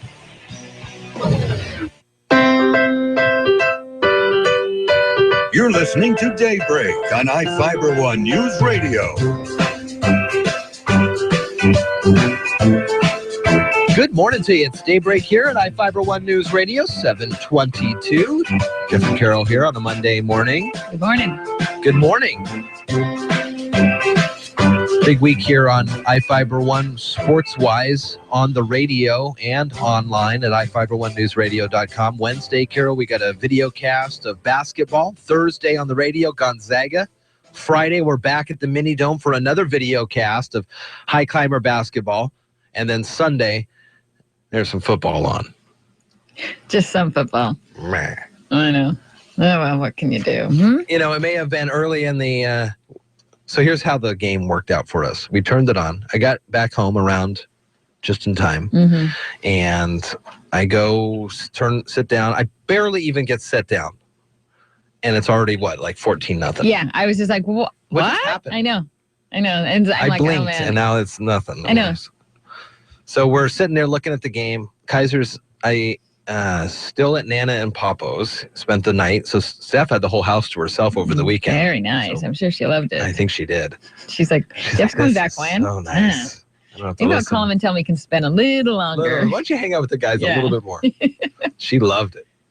And so anyways, it was, the second quarter, right towards the end of the second quarter, we're like, let's go. So we went out and did some shopping, got back right before the end of the game. But I can imagine a lot of people did that. Maybe they says, let's go to the movies. Oh, I know. But I was still believing. And then, all right, sometimes you just got to let it go. You got to let it go. Kevin Hart and Ice Cube snapped Star Wars winning streak, just saying maybe some people decided to go to the movies after they saw what was unfolding early yesterday morning. Ride Along 2 earned an estimated $34 million from Friday through Sunday to debut in first place.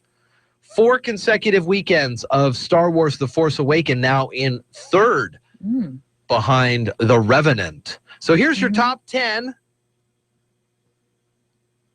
in order of money made. Ride Along 2 comes in at number 1. I don't even know what that is. So that's so it's a sequel. And Kevin Hart and Ice Cube. And here's the premise, I believe. Ice Cube's a cop. Right. Kevin Hart is not a cop in the first one. But I think he's going to marry his Ice Cube's sister. Okay. And so then at the end of the first one, he becomes a cop. So now they're brothers-in-law. And that's kind of the... Is it a comedy or a drama? It's a comedy. Okay. And that's kind of their kitschy thing. They're brothers-in-law because they got through marriage, but also they are in-law enforcement. Brothers-in-law. Gotcha. So that's the deal. Ride Along 2, $34 million. The Revenant, $29.5 million. Star Wars, $25. Then that Benghazi movie, 13 Hours, came in at number 4 with $16 million. Daddy's Home, that's the Mark Wahlberg, Will Ferrell comedy at just above 9. Norm of the North, which we talked about Friday. It's kind of a cartoony kid one. The Forest, which is that one about people who go into a forest in Japan at the base of Mount Fuji. Right. And every year, this is a real forest. You can look it up. And every year, hundreds of people go into the forest and never come back. Right. Use your imagination there. The Big Short, about the financial crisis. Sisters with Tina Fey and Amy Poehler at 9. And The Hateful Eight at 10, $3.4 million. So The Hateful Eight, Carol, it's like a 3-hour movie with an intermission. At the movie theaters? So you can get up and go get something to eat? I think you get up and go stretch your legs a little, come back for the intermission. It's Quentin Tarantino, he did not go to film school. He went to the movies. He worked at Blockbuster. And I think he finally is able to, it's amazing this is his 8th film. And it's amazing that he is able to now do what he wants, really. Not that he hasn't. But he wanted to make this epic Western, just like the old days. Right. It's in beautiful 70 millimeter film, and which makes it even, I guess, more expansive. And then, old movies, they'll have the credits at the beginning. And some movies, they'll have that intermission. I'm reminded of It's a Mad, Mad, Mad, Mad World, which is such a classic and very long movie. I don't remember if there's an intermission, but they definitely do all the credits in the beginning. And so he's finally able to do that. His 8th movie, I think maybe his last movie. Well, I thought he said he was going to make 10. Oh, was it 10? I think it was 10. But he has a limited amount of movies that he said he was going to make. Yeah. To me, I read an article about him saying that, and I'm just thinking, well, why put a limit on yourself? I mean, either just stop making them or not. But he thinks that it will make it do it better because he only has a certain amount of movies to make. This is exactly like our American Idol conversation.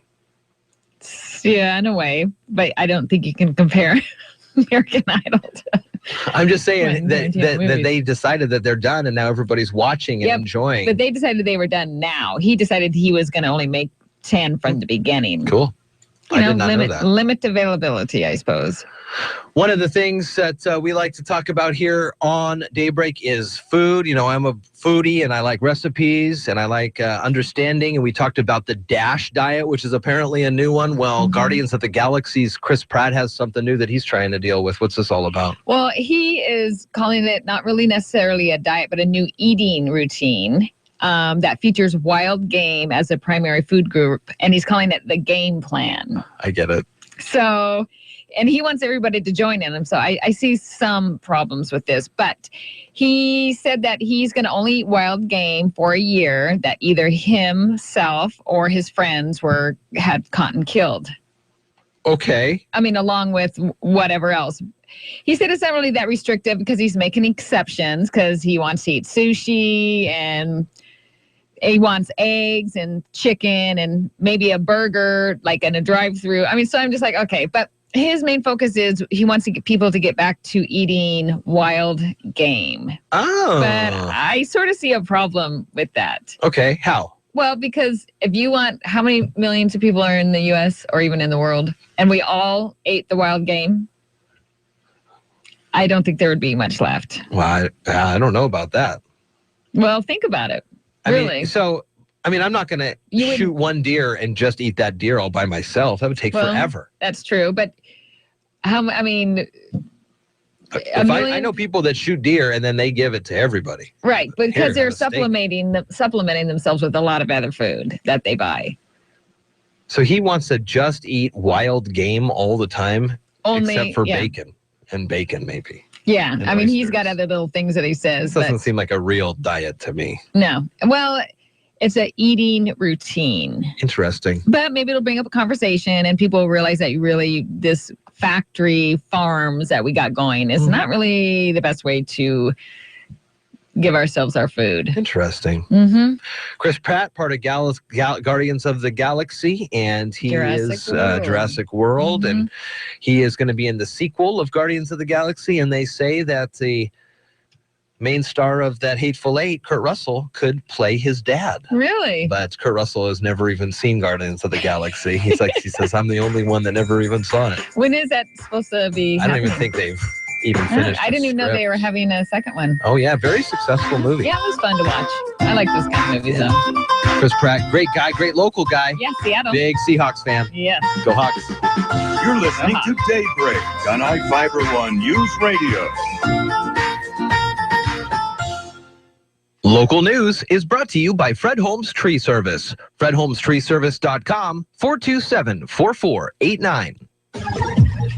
From the iFIBER One News Radio Studios, I'm Mary Lynn Foster.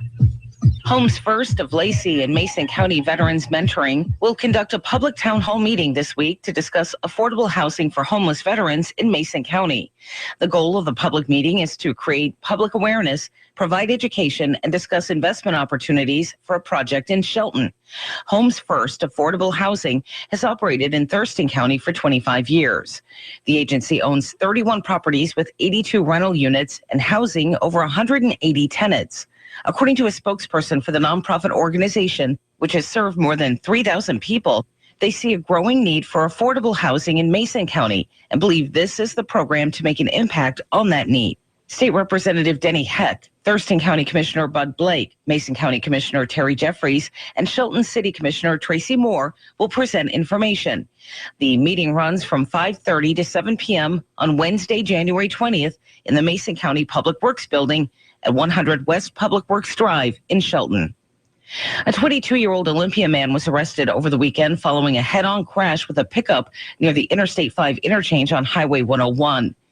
Trooper Guy Gill with the Washington State Patrol says the suspect was driving south in the northbound lanes of Highway 101 when he collided with the truck. The driver of the truck and passenger sustained non-life-threatening facial injuries and were transported to a hospital. The suspect also sustained minor injuries. He had a blood alcohol content 3 times the legal limit for driving based on a roadside breathalyzer test. He's being charged with suspicion of vehicular assault. Gill said troopers are unsure when the suspect entered the highway driving the wrong way. The state patrol is asking witnesses to contact them. Thursday night at the Shelton Civic Center, the community gathered for the kickstart of Graduation Matters Shelton. It was a full house and standing room only as the community heard from Lieutenant Governor Brad Owen, 35th District Representative Dan Griffey, Shelton Mayor Gary Krantz, and various community leaders. Superintendent Dr. Alex Apostle talked with Daybreak about the turnout. It truly was amazing, and it really exemplified the community that we have here in Shelton. It was so impressive. It exceeded my expectations. What a reason to get excited, for the entire community to come forward and say, we're not really sure what we're going to do for our kids in terms of supporting Graduation Matters Shelton, but we're going to find out and we're going to make it happen. The Graduation Matters Board has set a goal of a 100% graduation rate for Shelton students, and along with it, establish a new standard for the state of Washington. If you missed the Graduation Matters rally last week, you can watch it on our website at iFIBER1newsradio.com. For iFIBER One News Radio, 1030 KMAS and FM 103.3, I'm Mary Lynn Foster. Hi, I'm Ken Slater, the Roof Doctor. If you're like me, your family's important, so make sure that they're well taken care of. One of the best ways to do that is to provide a safe and warm home to live in. For over 50 years, the Roof Doctor has been helping families stay safe and warm by building roofs that last for generations. Our teams have some of the most experienced roofers in the area, and we only use the highest quality materials to keep your family safe, warm, and dry. That's the Roof Doctor. Give us a call. The Tom Hartman Show, live 9 to noon, weekdays on iFIBER One News Radio. If you're afraid of school shootings, fine. Put him near the outer perimeter of the school. Put him in front of the school. Build a little guardhouse or something. Stick him in it. But a cop to deal with discipline problems? It's turning a school into a prison. It's teaching kids how to be afraid of authority figures. It's teaching them, oh, yes, officer, no, officer. Oh, please don't beat the crap out of her. Oh, wow, look at him beat the crap out of her. This is so wrong.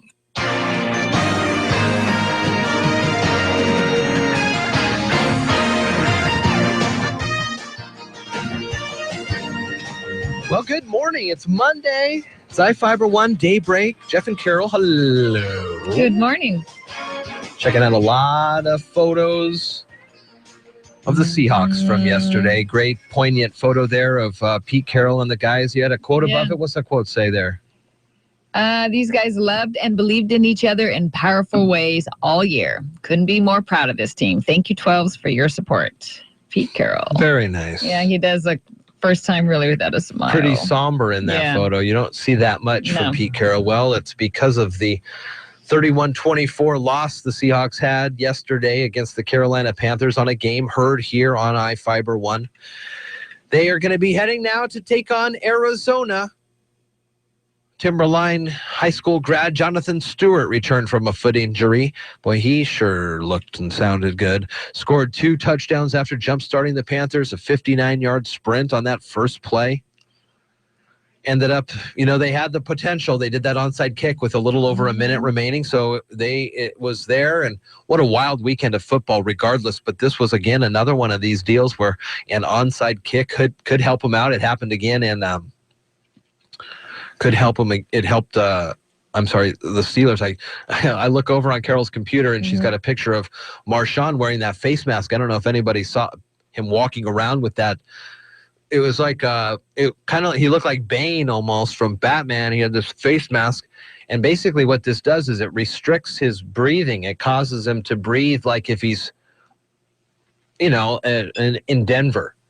So the theory is you're breathing, you're really struggling to breathe, and then you take this mask off, and all of a sudden it's like, then you got, I can breathe amazing and run around. Maybe you should try one of those. Distracted for your breathing. My breathe rate strips are doing pretty good, though. Yeah?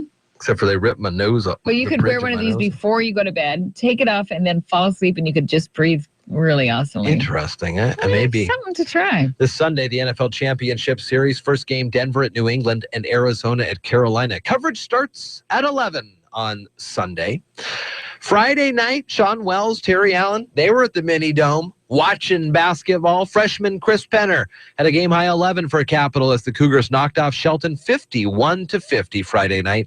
Shelton fought their way back in the second half after being down as much as 19 in the second quarter, and they had a chance to take the lead. Unfortunately, missed attempt by Marshall McCullough there, three-pointer, no good.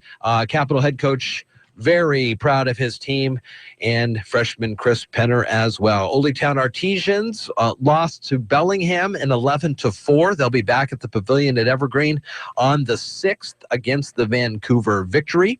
And this week, we've got more video casts on iFIBER1Newsradio.com. 7 o'clock, Wilson and girls basketball. Shelton boys basketball on iFIBER1Newsradio.com Friday against Central Kitsap. We've also got Gonzaga basketball for you on the radio this Thursday as they take on St. Mary's. Taking a look now at the forecast at 7:38. Here's Carol. Good morning. It's 44 right now. Cloudy with occasional rain showers this afternoon and through the evening. Tomorrow, more rain. It drops off Wednesday and is back again through the end of the week. Daytime temps in the high 40s to low 50s. Right now, it's 44. Now, from the iFIBER One News Radio studios, it's Daybreak. Providing local news, sports, weather, and interviews to the South Sound's most important people. You, from business leaders to politicians, from activists for change to advocates for the poor. Your neighbors and newsmakers are here on Daybreak.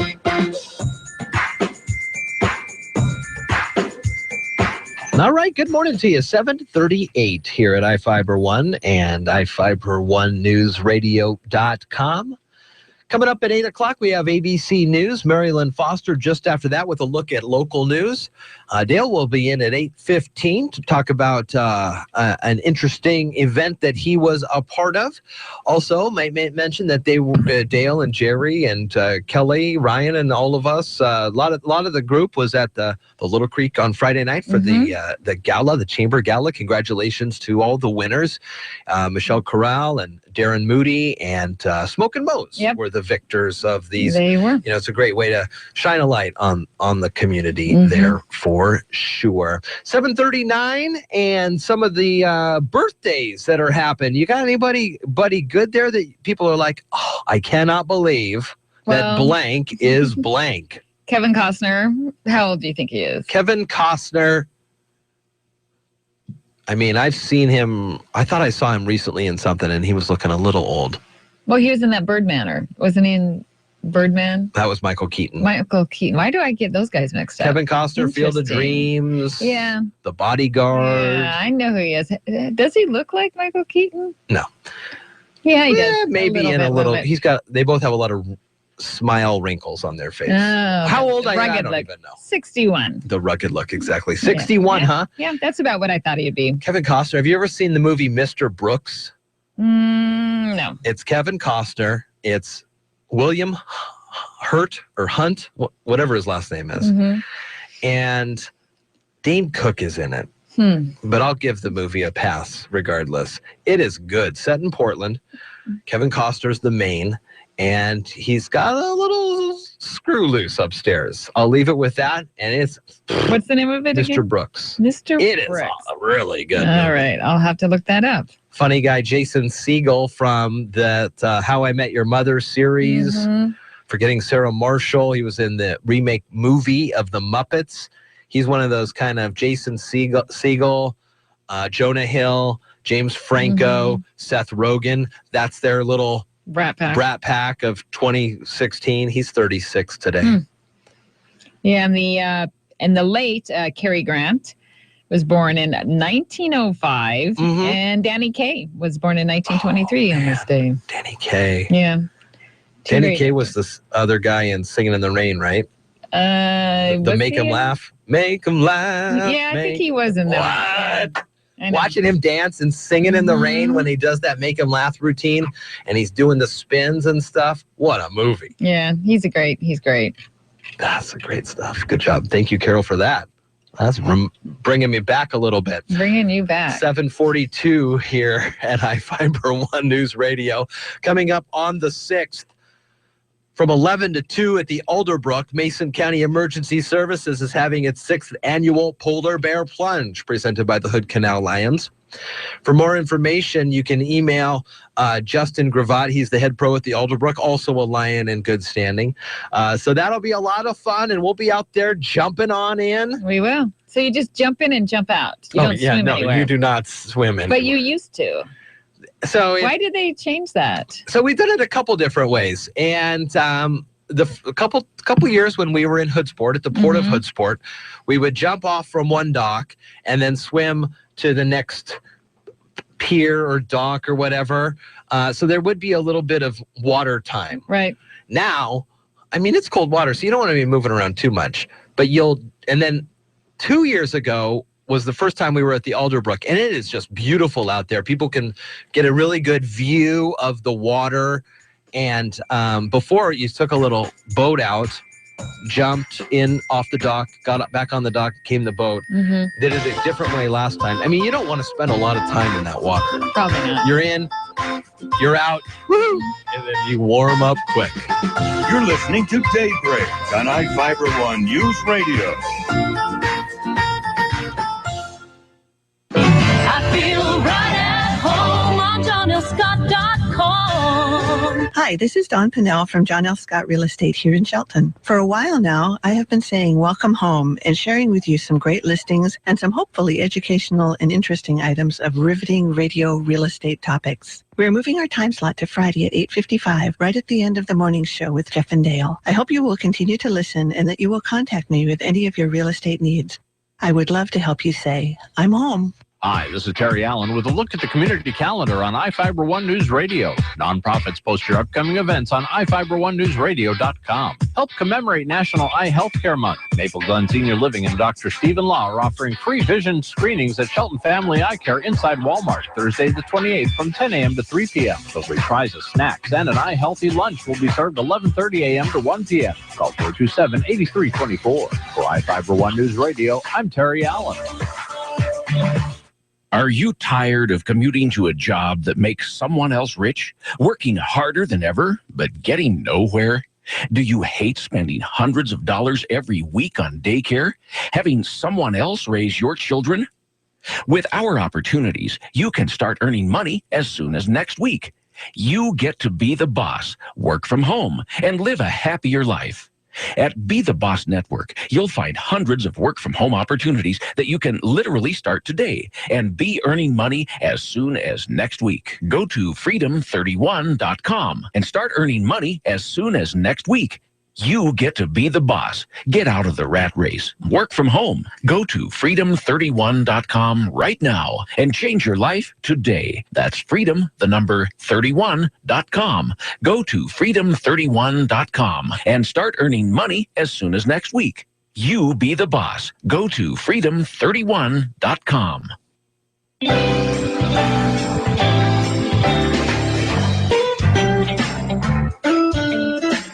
You're listening to Daybreak on iFIBER One News Radio, AMAX.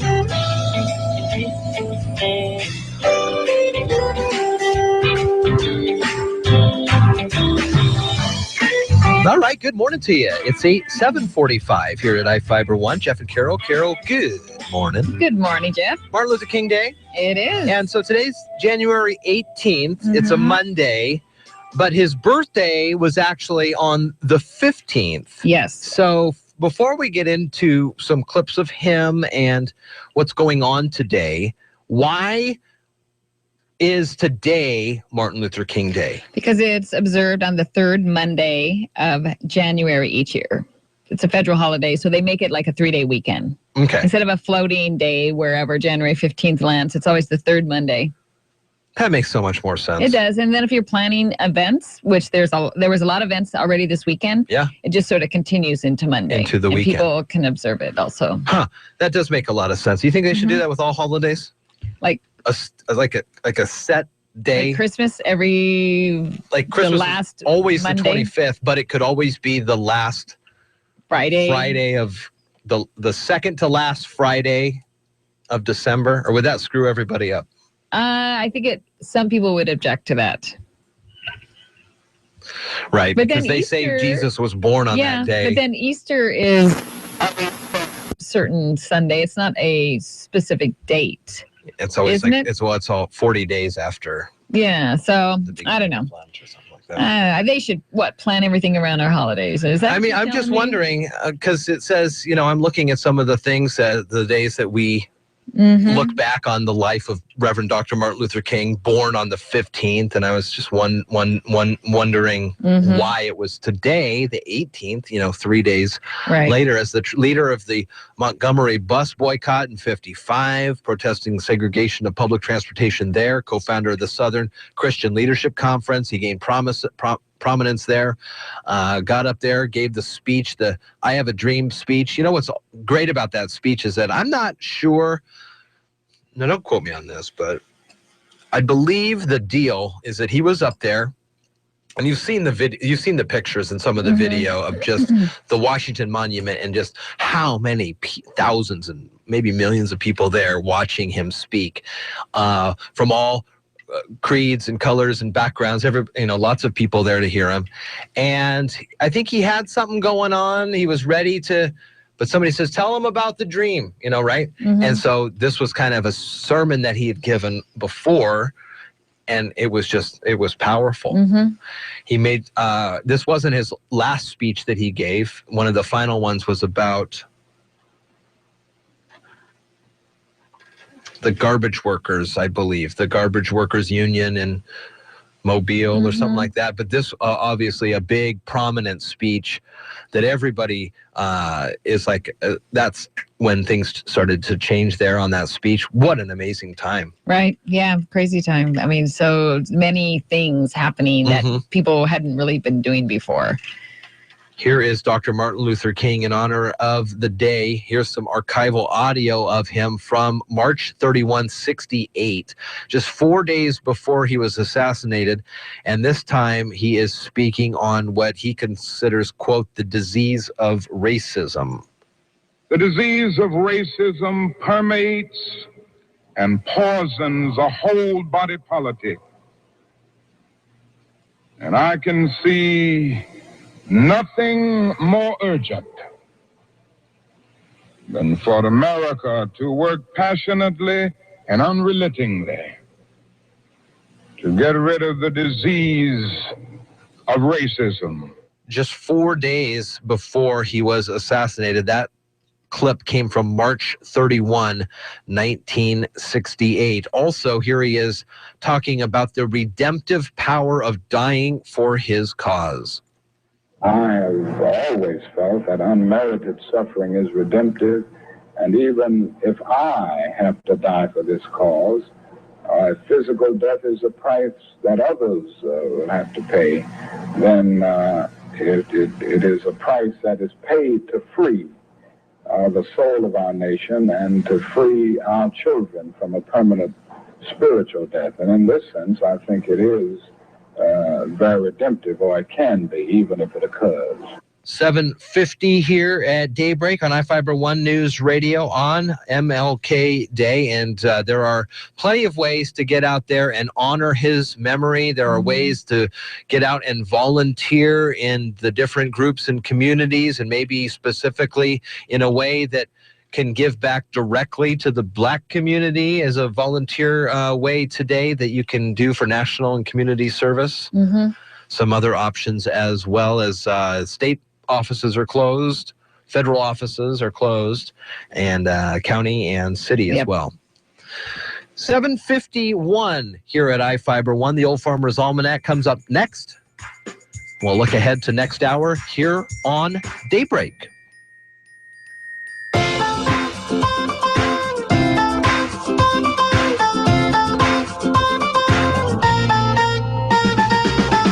Listening to Daybreak on iFIBER ONE News Radio. We bring back one of our most popular recipes today, but no one would ever call it mouthwatering. Details on the Old Farmer's Almanac Radio Report. With more practical tips and useful advice, this is the Old Farmer's Almanac Radio Report for Monday, January 18th, the 18th day of the year. Actor Kevin Costner has a birthday, and Cary Grant was born on this day in 1904. One of our most requested recipes isn't for meatloaf, hot chocolate, or even peach cobbler. In fact, it isn't for anything edible. It's for make-your-own laundry detergent. Fortunately, the recipe couldn't be simpler. Mix 2 parts each of washing soda and borax to 1 part of your favorite bar soap. Grate the bar soap or grind in a food processor, mix with the other ingredients, and store in an airtight container. We recommend dry detergent for rookies, but you can make liquid as well. It involves melting your shaved soap on the stove, then mixing with the remaining ingredients in several gallons of hot water. That is your Old Farmer's Almanac Radio Report. Learn more at almanac.com. From the iFIBER One News Radio Studios, you're listening to Daybreak.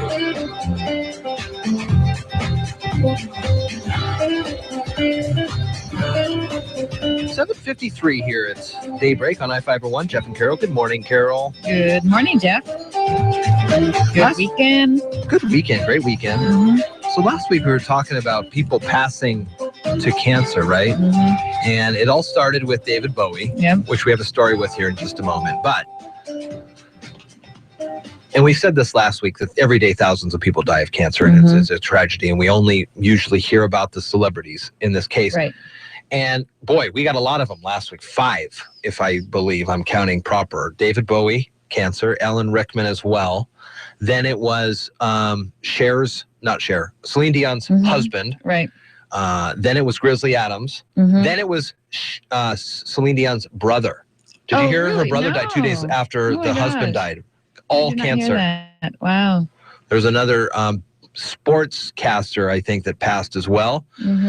So this was quite a week for cancer victims. Whoa. Yeah, yes, Celine's brother. Wow. 2 days after her husband passed. So it's been a week now since David Bowie died, and he achieved a milestone posthumously that he had not ever picked up before. I know, I guess I didn't realize it. His recently released album, Black Star, debuted at #1 on the Billboard 200. First time one of his albums has topped the charts here in the U.S. It's crazy. And here are some other interesting notes. Black Star sold 181,000 equivalent album units, including 174,000 in pure album sales. The latter total represents the biggest sales week for Bowie and a Bowie album since Nielsen began electronically tracking such sales back in '91. So I don't know the difference between equivalent album units and pure album sales, but I believe some of it probably has to do with special editions, digital copies, things like that. 181,000. People are now learning more and more about David Bowie's music. Probably, right. I remember the Best of Bowie when that came out, maybe 10 in the mid-aughts. And I mean, there was a lot of great songs. And if you're not familiar with David Bowie and you pop in the Best of Bowie, you go, oh, that's David Bowie. Whoa. I remember when he hooked up with Trent Reznor in the late 90s, when he started doing the German kind of dubstep electronica music, because Trent Reznor from 9 Inch Nails was really into that, and David Bowie expanded his horizons a little bit. Angry Americans, I think, was the name of the song that came out. Great song and real electronic. And if you were to listen to that and then go back to, like, I don't know, Let's Dance or any of those other ones, it's kind of, I mean, it's nice that he's getting the recognition posthumously, but too bad he couldn't have seen it get #1 while he was around. I know, it's crazy how that happens a lot when people die. People go scoop up stuff and check it out. And speaking of Best of Bowie, a greatest hits compilation released in 2002, number 4 on the latest Billboard 200, while The Rise and Fall of Ziggy Stardust and the Spiders from Mars is number 21 on the 200, on the top 200. And again, he passed on the 10th, 69 of cancer. Yep. 7:56 here at iFIBER One News Radio and iFIBER ONE Newsradio.com. Encourage you to watch Jeff Chu's report from Graduation Matters Shelton. It is the top story on our website this morning. Graduation Matters Shelton, which is a grassroots community organization. They had a campaign and rally last week. And Jeff Chu does a great job with a video recap of really some of the speakers and some of the highlights of the event. Nice to have Jeff Chu and Sean Wells here in the area covering locally, a lot more ability to cover local stories here with the addition of these two guys. I love it. I love it. 7:57, the Stennis, the USS John C. Stennis, is on a 7-month deployment in the Western Pacific Ocean. The Kitsap Sun reports that the mission is to keep the peace in the region, possibly maybe have to show some force to North Korea, or maybe even have to support some friends over those are man-made islands in the South China Sea, isn't that right? Could be.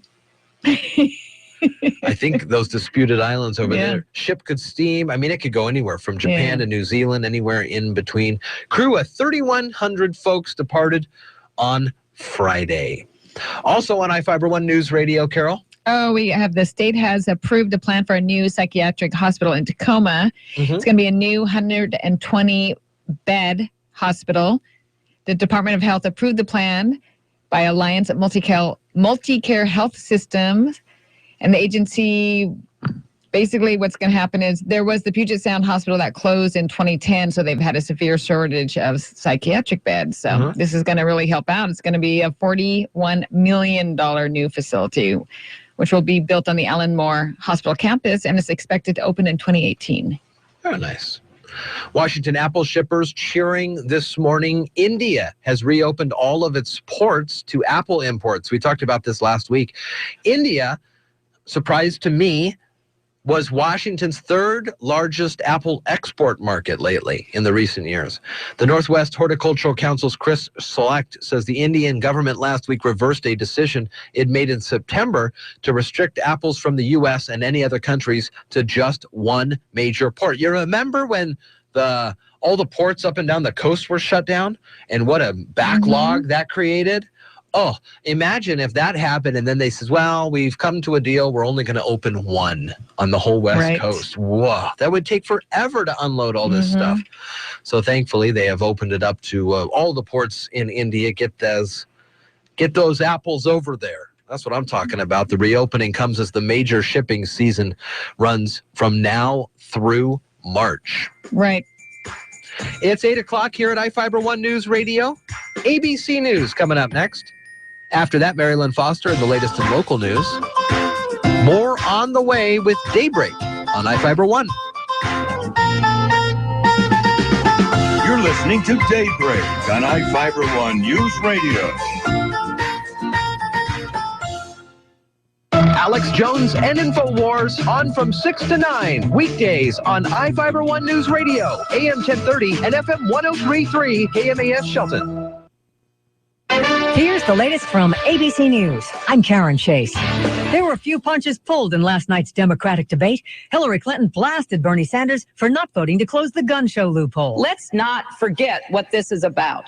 90 people a day die from gun violence in our country. That's 33,000 people a year.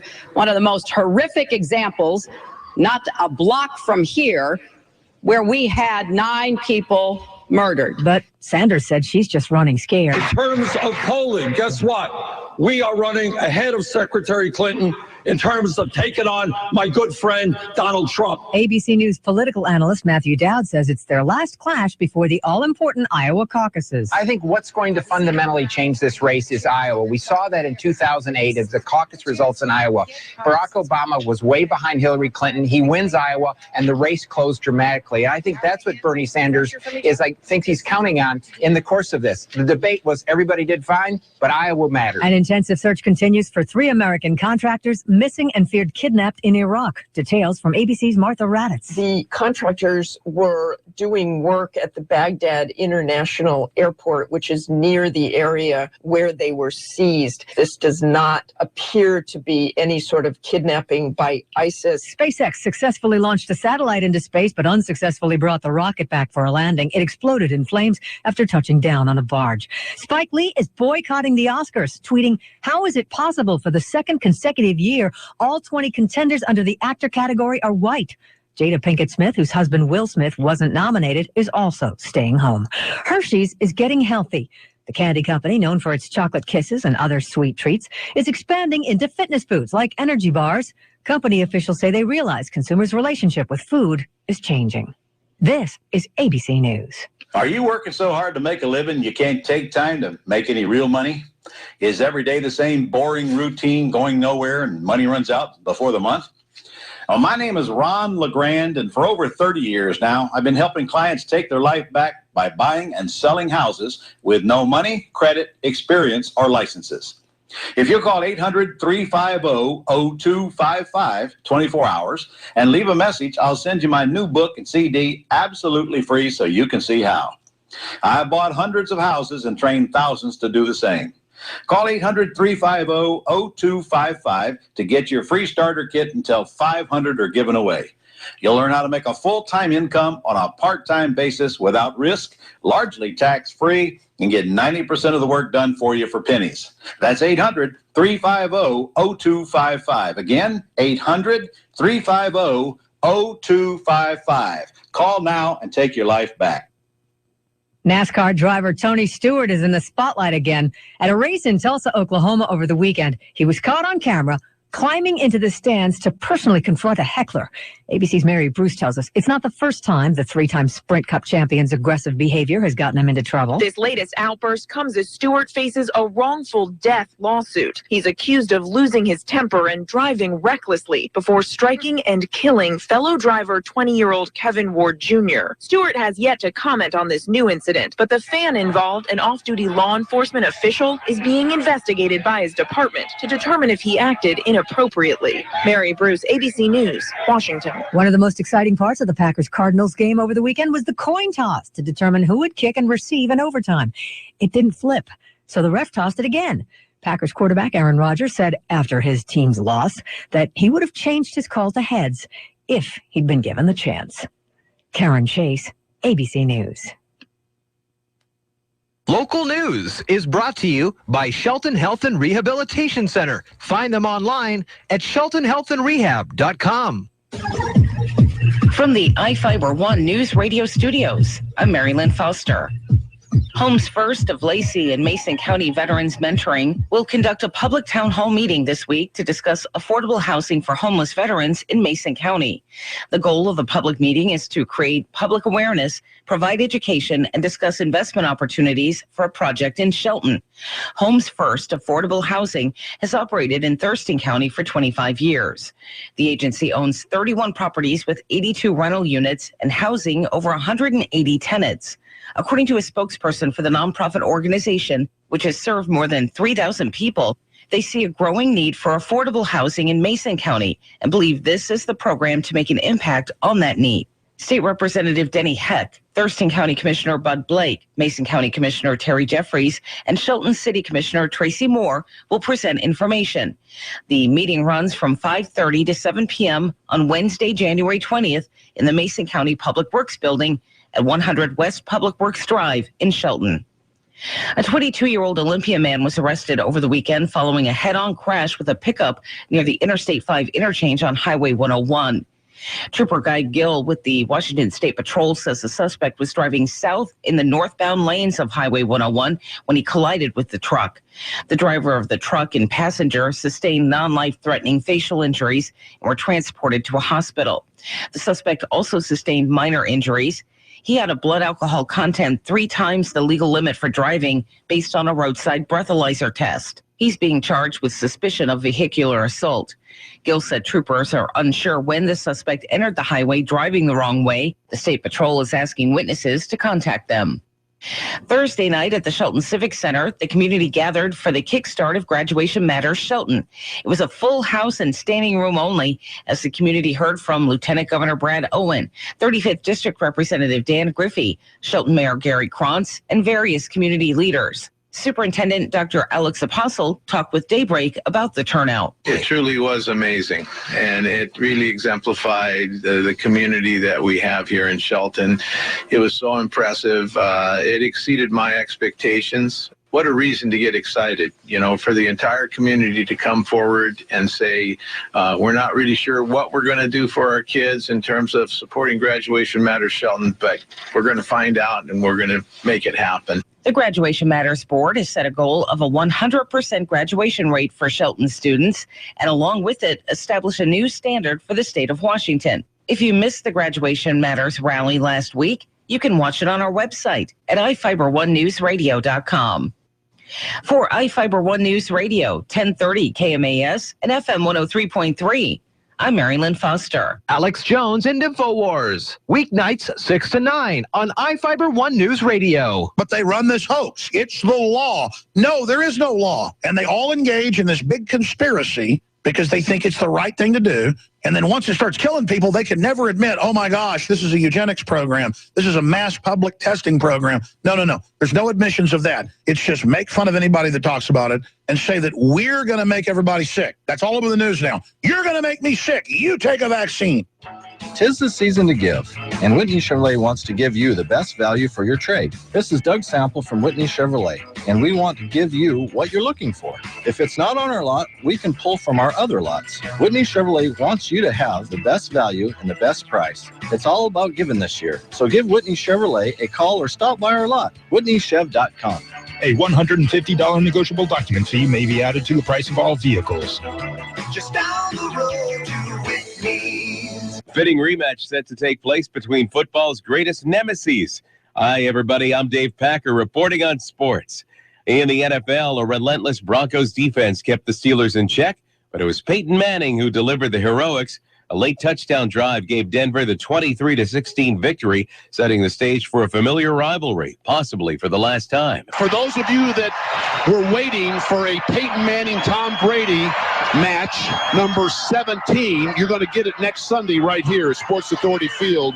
Dave Logan with the call on KOA as Manning takes a knee to end the Steelers season. The Broncos' focus now turns to the Patriots. As for the NFC, Auschka gets it up high into the air. The Panthers jump for it and come down with it. WBT with the call as the Panthers recover the Seahawks' late onside kick, dashing Seattle's comeback hopes after losing a 31-3 lead. The Panthers managed to hold off the Seahawks, winning 31-24. Next up, the Arizona Cardinals in the NFC Championship game. In tennis, the Australian Open is underway, but a scandal is casting a shadow over the first Grand Slam event of the year. The BBC and BuzzFeed News report they've received secret files which show evidence of widespread suspected match fixing at the highest levels of professional tennis. The story goes on to report 16 players ranked in the top 50 in the last decade were repeatedly suspected. The news reports do not identify the players. ABC's John Clossy, some matches of note in the first round. On the women's side, Serena Williams advances, while fellow American Sloane Stephens falls in an upset. And for the men, top-ranked Novak Djokovic wins in straight sets to move on to the second round. Turning to the NBA, the Thunder continue to roll. Lean in, angle left three by Westbrook's on the way, right between the eyes. Matt Pinto with the call on WWLS as Russell Westbrook comes away with a triple-double in the Thunder's easy victory over the Miami Heat. 4 straight wins now for Oklahoma City. Dave Packer, ABC Sports.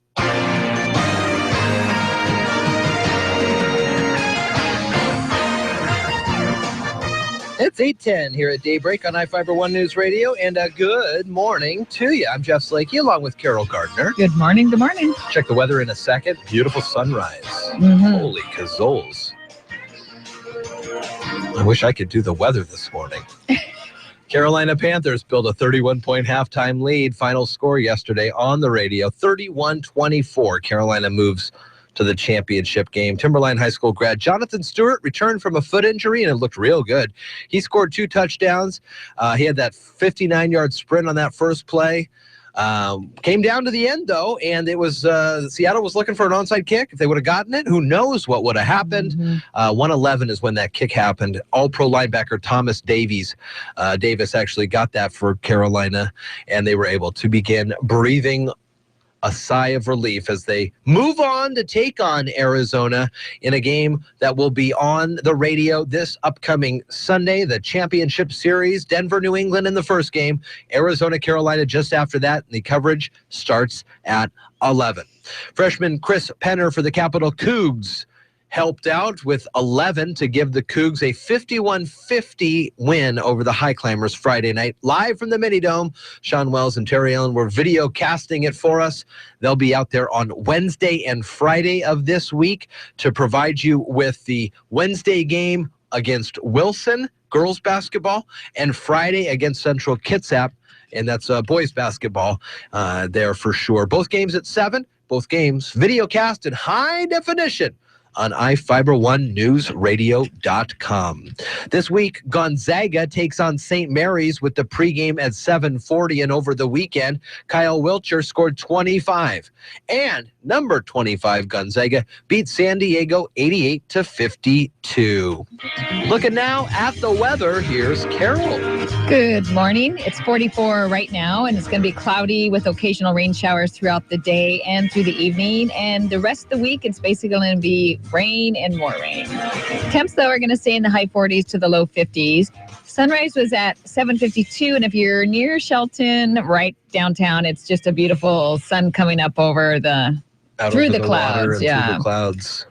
Right now, it's yes. Well, you had a picture of Hurricane Ridge that looks real different. Yeah, Hurricane Ridge, the sun hasn't quite made it there yet. It looks socked in. Look at all that snow. Looks like there's low clouds over the ridge. It's beautiful, though, still. The snow is gorgeous. Now, from the iFIBER One News Radio studios, it's Daybreak. Providing local news, sports, weather, and interviews to the South Sound's most important people. You. From business leaders to politicians, from activists for change to advocates for the poor. Your neighbors and newsmakers are here on Daybreak. All right, good morning to you. It's 8:13 here at iFIBER One and iFiber1newsradio.com. On the website this morning, some great stories under local news.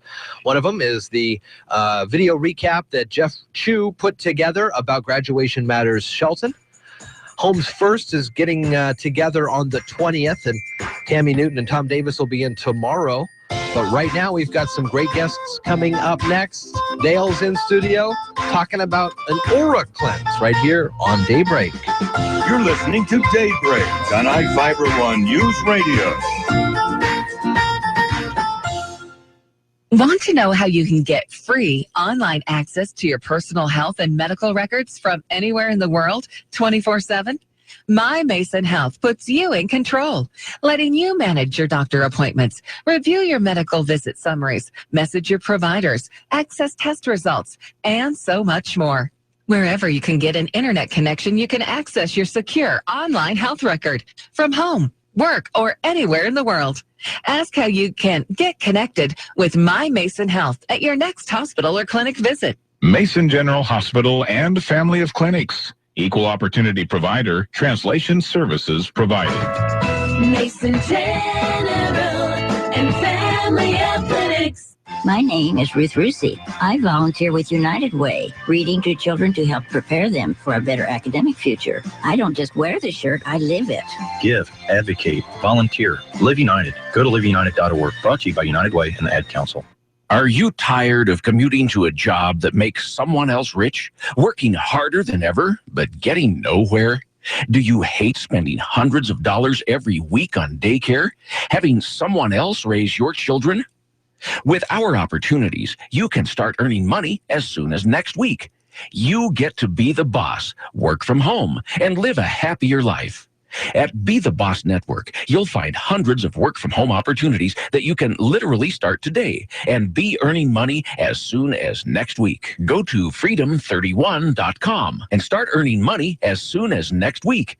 You get to be the boss. Get out of the rat race. Work from home. Go to freedom31.com right now and change your life today. That's freedom31.com. Go to freedom31.com and start earning money as soon as next week. You be the boss. Go to freedom31.com.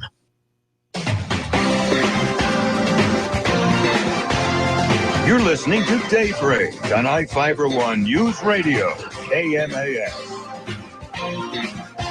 It's 8:16 here at iFIBER One and Daybreak, and a good morning to you. Jeff and Carol here, and we have Dale's in studio, and Dale's brought along a special guest. Good morning.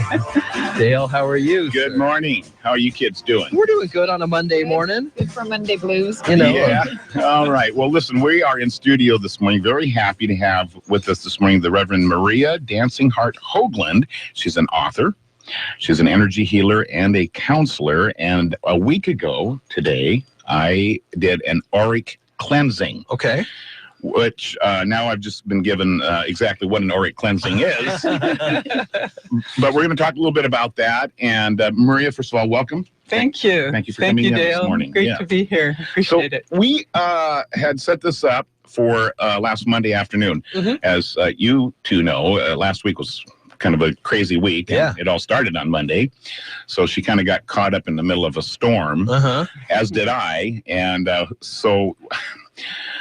auras, we're familiar with auras. Sure. Okay, so this auric cleansing is has to do with auras. And I'm going to let her explain a little bit about what the intended procedure was about. So Maria, tell us a little bit about what an auric cleansing is and is supposed to accomplish. Yes. Well, an auric cleanse really is becoming aware of the whole being of who we are, because we're not just our bodies. We have this etheric part, this spiritual part of who we are that most people can't see very well, although some people see auras and see colors and all of it.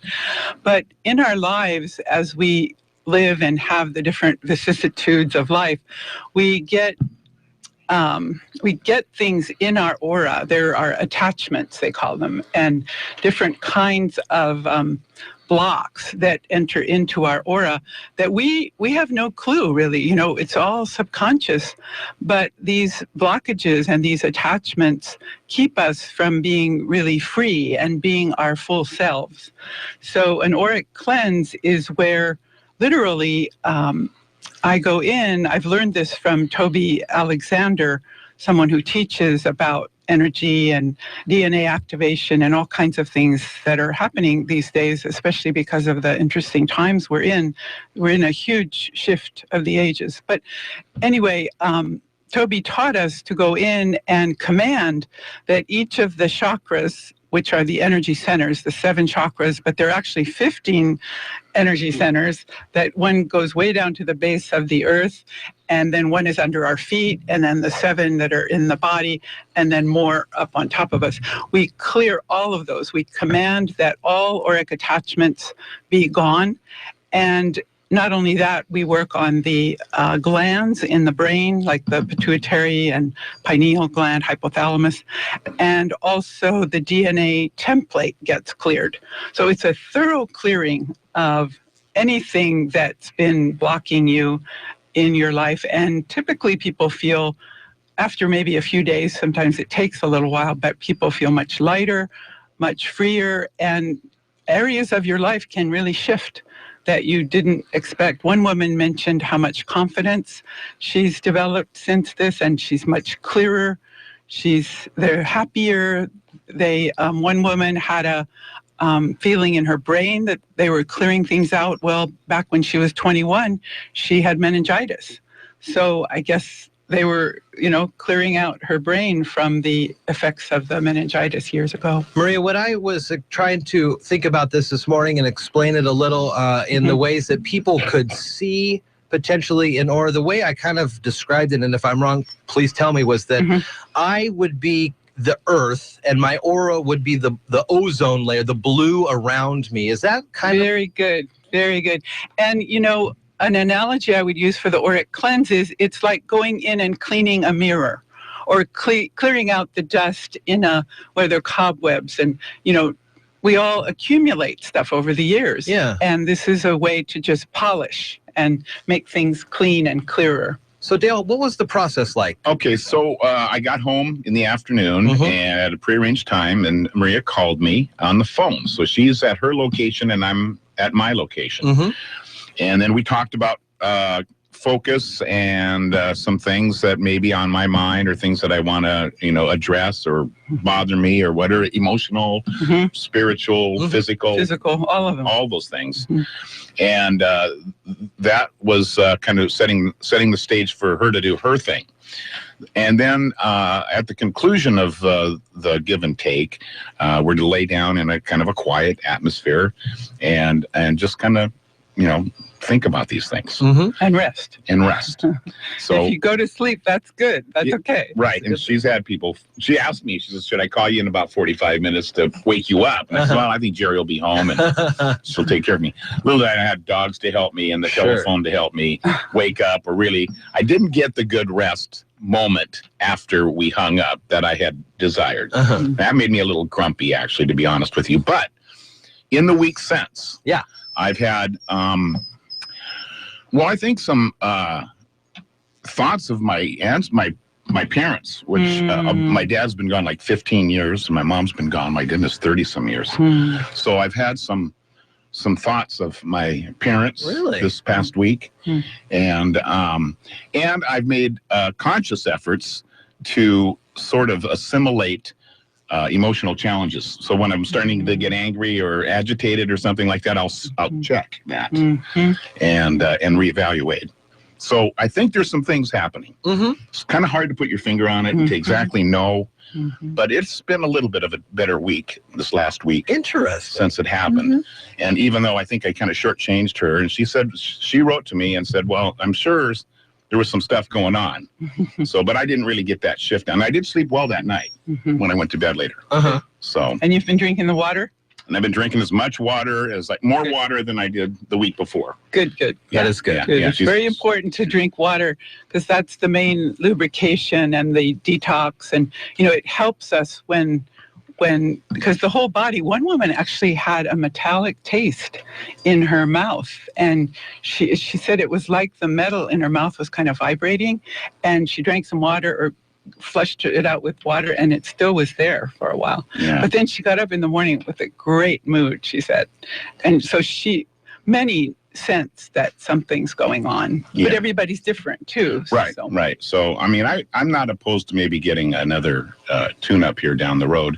I did both my mom and dad, and I also thought of my grandmother on my dad's side, and some nights that I'd spent with her, and it was kind of things that I hadn't thought about for a long, long time. So that's very interesting, because really what this also helps us do is connect with our higher selves, our higher spiritual guidance. So it's not surprising at all that you would have your parents and maybe your grandparents, grandma on your mind. You know, that they would, it's like you make room for them to come in, and some people, most of us, are becoming more psychic anyway in these spiritual times. These are very powerful. A lot of love is coming into the earth, and you wouldn't know it. You know, you'd think, well, these shootings and these negative things that are happening, but what's happening is there's so much love coming in that the dark side is going a little crazy and can't handle some of this major love vibration that's coming in. So everyone is becoming more psychic and more tuned in, especially if you're aware of it. But then when you do a cleansing like this, it amps it up. Sure. And then you start to notice more, you know. And like you say, you also catch yourself that, oh, I don't have to react here so much. And I'm that way a lot. I've noticed how I've totally changed from being very reactionary sometimes and kind of almost mean in my heart, you know, to going, wait a minute, you know, I have a choice here. And I can be choosing to be loving. True. And give people the benefit of the doubt, because this is a very hard time, because of, even though it's good things coming and good things coming in, it's a change. And change is always a challenge because we have to adjust. Oh, man, absolutely to that. Now, Maria does counseling, speaking. She has workshops. She does grief counseling. She's a grief coach, author. So a couple of ways to get a hold of her, and she has a couple of events coming up that she wants to share with us. So we've got a couple of minutes here. So first of all, you're going to be here at the local bookstore. Yes, I will be at Brilliant Moon this coming Thursday evening, 5 to 8 o'clock. Joyful Transitions is the name of the workshop. See, I've done hospice work for many years, and one of my desires is to help people overcome fear of death and grief and change. So that'll be the topic of the class Thursday evening at Brilliant Moon. On Sunday, I will be preaching at the Unity of Olympia, the Olympia Church. And after the service, there will be a class there also, noon to 3. And then on February 4th, there'll be kind of a follow-up class on the essential oils and change, also at Brilliant Moon. And then in between, the very last Wednesday of this month, on the 27th, I think it is, I will begin a 7-week closed grief group, and that will happen at Mills and Mills, the funeral home over in, they have graciously opened their doors for that in Tumwater. Oh, okay. So if you're interested in any of that, I recommend you go to my website, changewithcourage.com, and you'll see my contact information there. My email is dancingheart, that's my pen name and spirit name, dancingheart22@gmail. And phone is 425-367-9788. And if you're interested in the auric cleanse and essential oils and other holistic things, Running the Bars. It's an odd name, but Running the Bars with an S is one of the energy work modalities that I've learned, and I was able to get that host name. So it's runningthebars.com. Okay. That's where you'll see the energy work. And changewithcourage.com, your main website. Main website. And can go from there. That's where you can see my books on the last adventure of life, the most important day of your life. Are you ready? I kind of want to wake Americans up about the final transition. It's a day to celebrate. So when it comes, we want to be ready in a good way. Well, thank you for coming in, and thank you for opening our eyes to this. I know, Dale, we all were talking about it after it happened, and now to hear a little bit more a week after, sounds like you may not have anticipated what you're getting right now. Right, it's true. And I had no idea what to expect or to expect anything at all. So, there was a little bit of a difference in the past week. I got to absolutely admit that. Interesting. So, And I want to thank and appreciate Dale for his openness, because I was really pleasantly surprised when we were starting to talk about this, and he was open to trying it. And not everybody is, that open to something that's probably pretty new and different for your experience. And I really I'm a rebel. It definitely is new to a lot of folks, for sure. Yeah, but it's time for these things. It really is. It's a time to open our hearts to new possibilities and to the infinite blessings, really, that are here to guide us forward. Once again, the website, changewithcourage.com. Also, runningthebars.com is when and ways you can get in touch with Maria. Thank you for coming in today to talk with us about this. Thank you really very much. Yeah. Yes, thank you. Thanks, Dale. It is 8:29 here at Daybreak. We're going to get to the latest in local news. So since it's Martin Luther King Day, there's no stock market report. So we're going to jump right into Marilyn Foster and the latest in local news, and more on the way here on iFIBER ONE News Radio.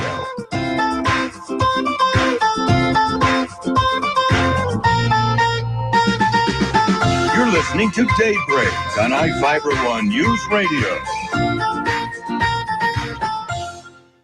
Local news is brought to you by Fred Holmes Tree Service. FredHolmesTreeService.com, 427-4489. From the iFIBER ONE News Radio studios, I'm Mary Lynn Foster. Homes First of Lacey and Mason County Veterans Mentoring will conduct a public town hall meeting this week to discuss affordable housing for homeless veterans in Mason County. The goal of the public meeting is to create public awareness, provide education, and discuss investment opportunities for a project in Shelton. Homes First Affordable Housing has operated in Thurston County for 25 years. The agency owns 31 properties with 82 rental units and housing over 180 tenants.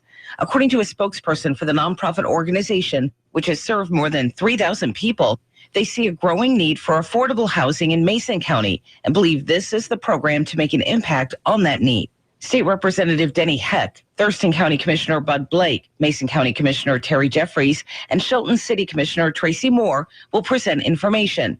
The meeting runs from 5:30 to 7 p.m. on Wednesday, January 20th in the Mason County Public Works Building at 100 West Public Works Drive in Shelton.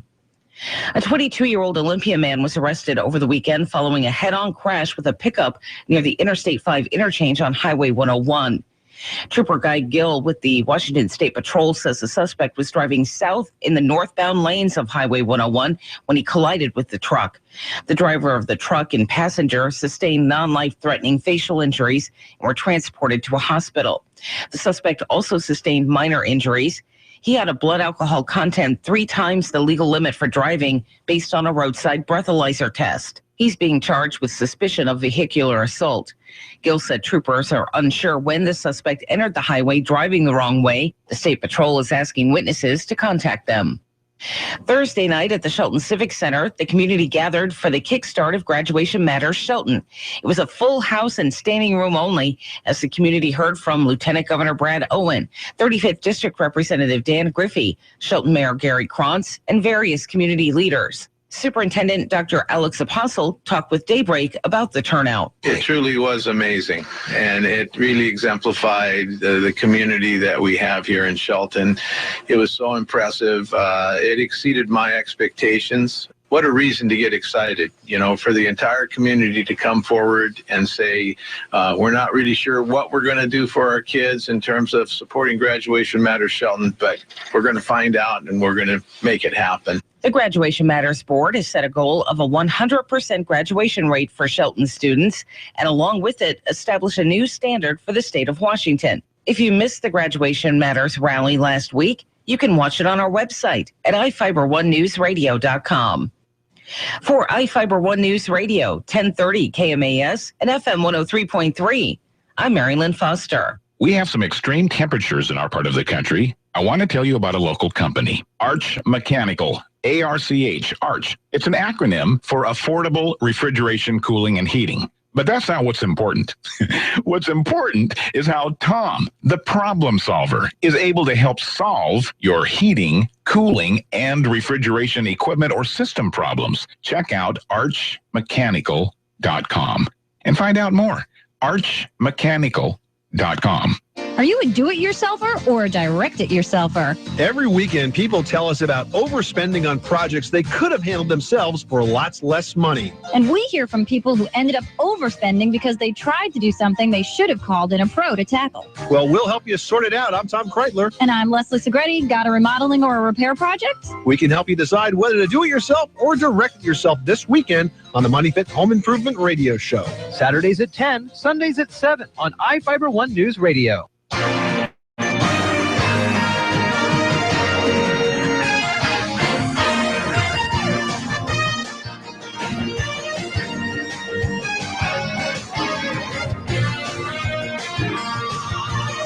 8:34 here at iFIBER One News Radio. It's Daybreak, and a good morning to you.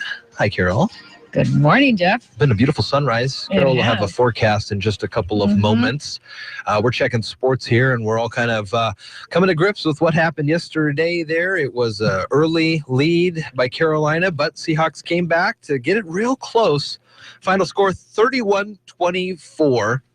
We'll have the championship series this weekend. First game, Denver at New England, then Arizona at Carolina. Coverage starts at 11. Friday night at the Mini Dome, Sean Wells and Terry Allen were watching the boys basketball team take on the Capital Cougs. Final score, Capital over Shelton 51-50 Friday night. Also, the Oldtown Artesians lost to Bellingham 11-4. They'll be back home on the 6th of February. And Gonzaga beat San Diego over the weekend, 88-52. This week on iFIBER One, Shelton girls basketball videocast. iFIBER1newsradio.com, welcoming Wilson to town, 7 p.m. Then on Thursday on the radio, Gonzaga basketball taking on St. Mary's, pregame at 7:40. Friday, Shelton boys basketball videocast on iFIBER1newsradio.com. Central Kitsap comes to town at 7 p.m. And then I mentioned that championship series coming our way on Sunday. Got to get there first, though, Carol. What's the weather look like? Right now it's 44. It's cloudy. Today it's going to be cloudy with occasional rain showers this afternoon and evening, but I was just going to say that it's sunrise right now in Shelton, and it's just starting to peek over Hurricane Ridge. It's just starting to come over the low clouds. Yeah, the sun's just starting to come up. But it's going to be rainy on and off today and tomorrow. Through the rest of the week, it is going to be rainy. But the temperatures are going to be in the high 40s to low 50s, which seems pretty warm. And right now it's 44. Now, from the iFIBER One News Radio studios, it's Daybreak. Providing local news, sports, weather, and interviews to the South Sound's most important people. You. From business leaders to politicians, from activists for change to advocates for the poor. Your neighbors and newsmakers are here on Daybreak. All right, good morning to you. 8:36 on a Monday morning here at iFIBER One News Radio and Daybreak. Kind of a wet weekend and beautiful sunrise here this morning. All right, so we'll take that. Okay, speaking of weather, since you brought it up again. I did bring it up.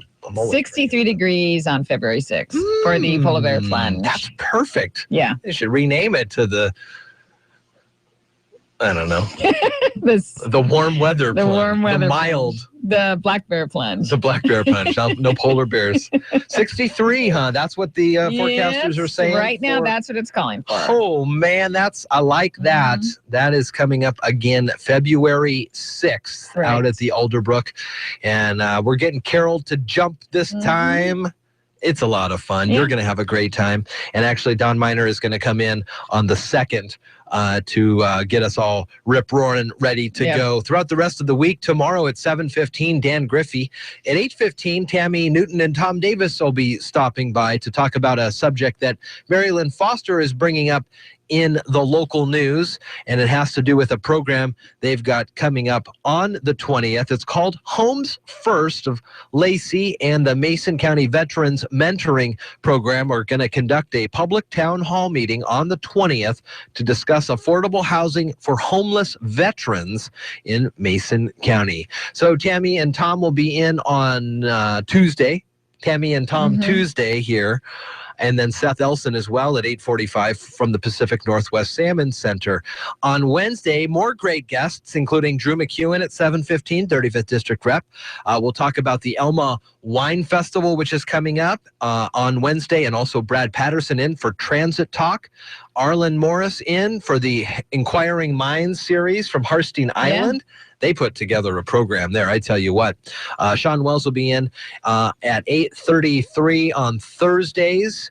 And I think most Thursdays he'll be in to talk about the week that was and the upcoming weekend of sports coverage here on iFIBER One. And then, of course, Dr. Alex on Friday, which we normally have. So Sean, our new news director, or sports director. Yes. If you haven't seen any of his videos yet, you should check them out. They're always located on the regional sports page. And he does a great job of putting together some feature stories about the players and, and he interviews the coaches. And he does usually that after the live game. He puts something together the next day or so. But just be looking for those types of features that we'll be having. Yeah, including the St. Martin's versus Northwest Nazarene recap that he put together. He had a great time going to that game. The St. Martin's dropped their 5th straight at the end of that match. And so they weren't too much into talking with Sean, but still a great matchup. And Jeff Chu adding a major local reporter level here, and Sean as well, just expanding our coverage in the area here on iFIBER One News Radio and iFIBER1newsradio.com. It's 8:39 here at Daybreak, and a good morning to you. Washington and some other states are launching some further steps on shellfish, big industry around here. What do you have on that? Well, back in 2011, the former governor, Chris Gregoire, she began the initial effort for the Washington Shellfish Initiative. And so just last Friday, leaders joined Inslee, federal, tribal, and others in Olympia to launch the second phase of the initiative. The state's going to take new steps to improve water quality, restore native shellfish such as the Olympia oyster, improve the permitting process for shellfish growers, and find ways to address how the ocean acidification is affecting shellfish. I mean, this industry is essential to our culture, economy, our environment, and so we are really leading the way to try, protecting the shellfish around this area. We lead farmed shellfish in the U.S. with revenues of about $150 million in 2013. Wow! They don't have the 2014 or 2015 reports out either, but it's a big, huge part of our life. You know, whether you go razor clam digging or you're doing it for yourself, or it's your job, the business, and we have to make sure that we're keeping it there for future generations. I mean, if we support roughly 2,000 direct jobs, the shellfish industry, the farm shellfish industry, why not do whatever we can to get the waters as best as possible? Right. Start getting folks to eat more and more shellfish. I love it. You like all that stuff? I do like most of the shellfish, yeah. But we got to get at you to dig some razor clams or some gooey ducks. I had a friend of mine, Brian, big fan of the station and of Northwestern Outdoors Radio, John Cruz, great program on the weekends. And he won a contest from John, and he went and got a clam gun with it, with his Sportsman's Warehouse prize, whatever. Anywho, he went and got a clam gun, and I think that would be fun to go try and do. Well, I think you should try it both ways. The old-fashioned way, just digging with your hands and a shovel. And then the clam gun. Can I get dirt under my fingernails? Oh, softy. That's what I'm ding. All right. That is a pretty good story there. Also in Olympia on Friday, about 100 folks gathered on the steps of the Capitol urging lawmakers to protect gun rights. Lawmakers and others spoke at the rally on Friday, emphasizing legislative priorities and speaking against gun-related policies of the president, like his recent executive actions. Most at the rally appeared to be unarmed, but some carried firearms. Others had signs or wore clothes promoting gun rights.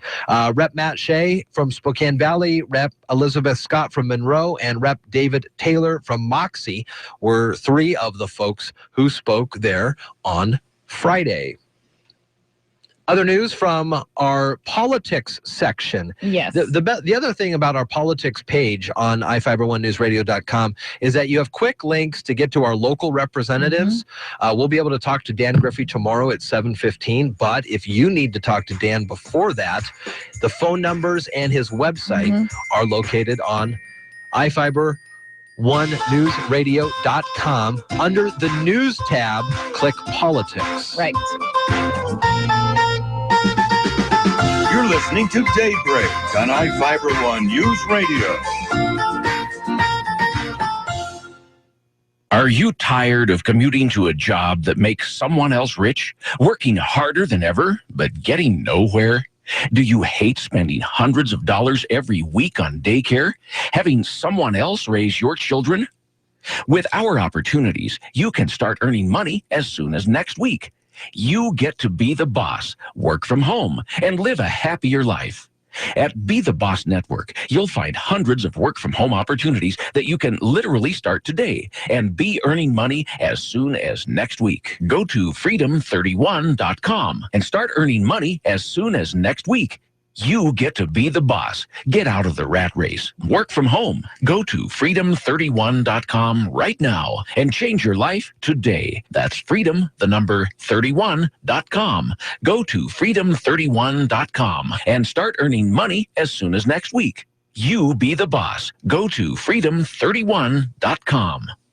Has this ever happened to you? Your significant other says, we've got to redo the kitchen, and you break out into a cold sweat? Well, don't worry. It's a common condition, something we call needless remodeling anxiety, and we've got the cure. Heck, we are the cure. Hi, I'm Tom Kreitler. And I'm Leslie Segretti. Whether you do it yourself or direct it yourself, we can help you keep your project on track and on budget. So join us this weekend for the Money Pit Home Improvement Radio Show. Saturdays at 10, Sundays at 7 on iFIBER One News Radio. The craziness is returning to the kennel. Wiltshire behind his back with a dribble, and he scores. Karnowski to his left, pulls up, shoots, scores, and a foul. Zags basketball from IMG. Corners, Nelson driving baseline and a two-handed throw down dunk. Oh my goodness, Silas Nelson. From tip-off to the final buzzer. And throws it down with two hands. Follow the action all season long on your home for Bulldogs basketball, the Gonzaga IMG Sports Network.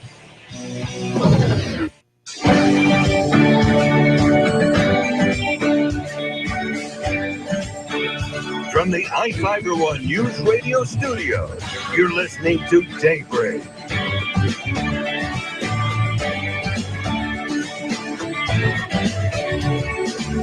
.45 here on a Monday morning.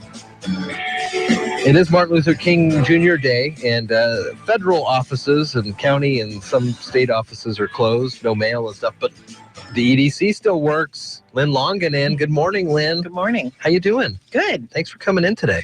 Yes, thanks for having me. Good morning. It's quiet out there. I bet on it the is. roads and I bet it is.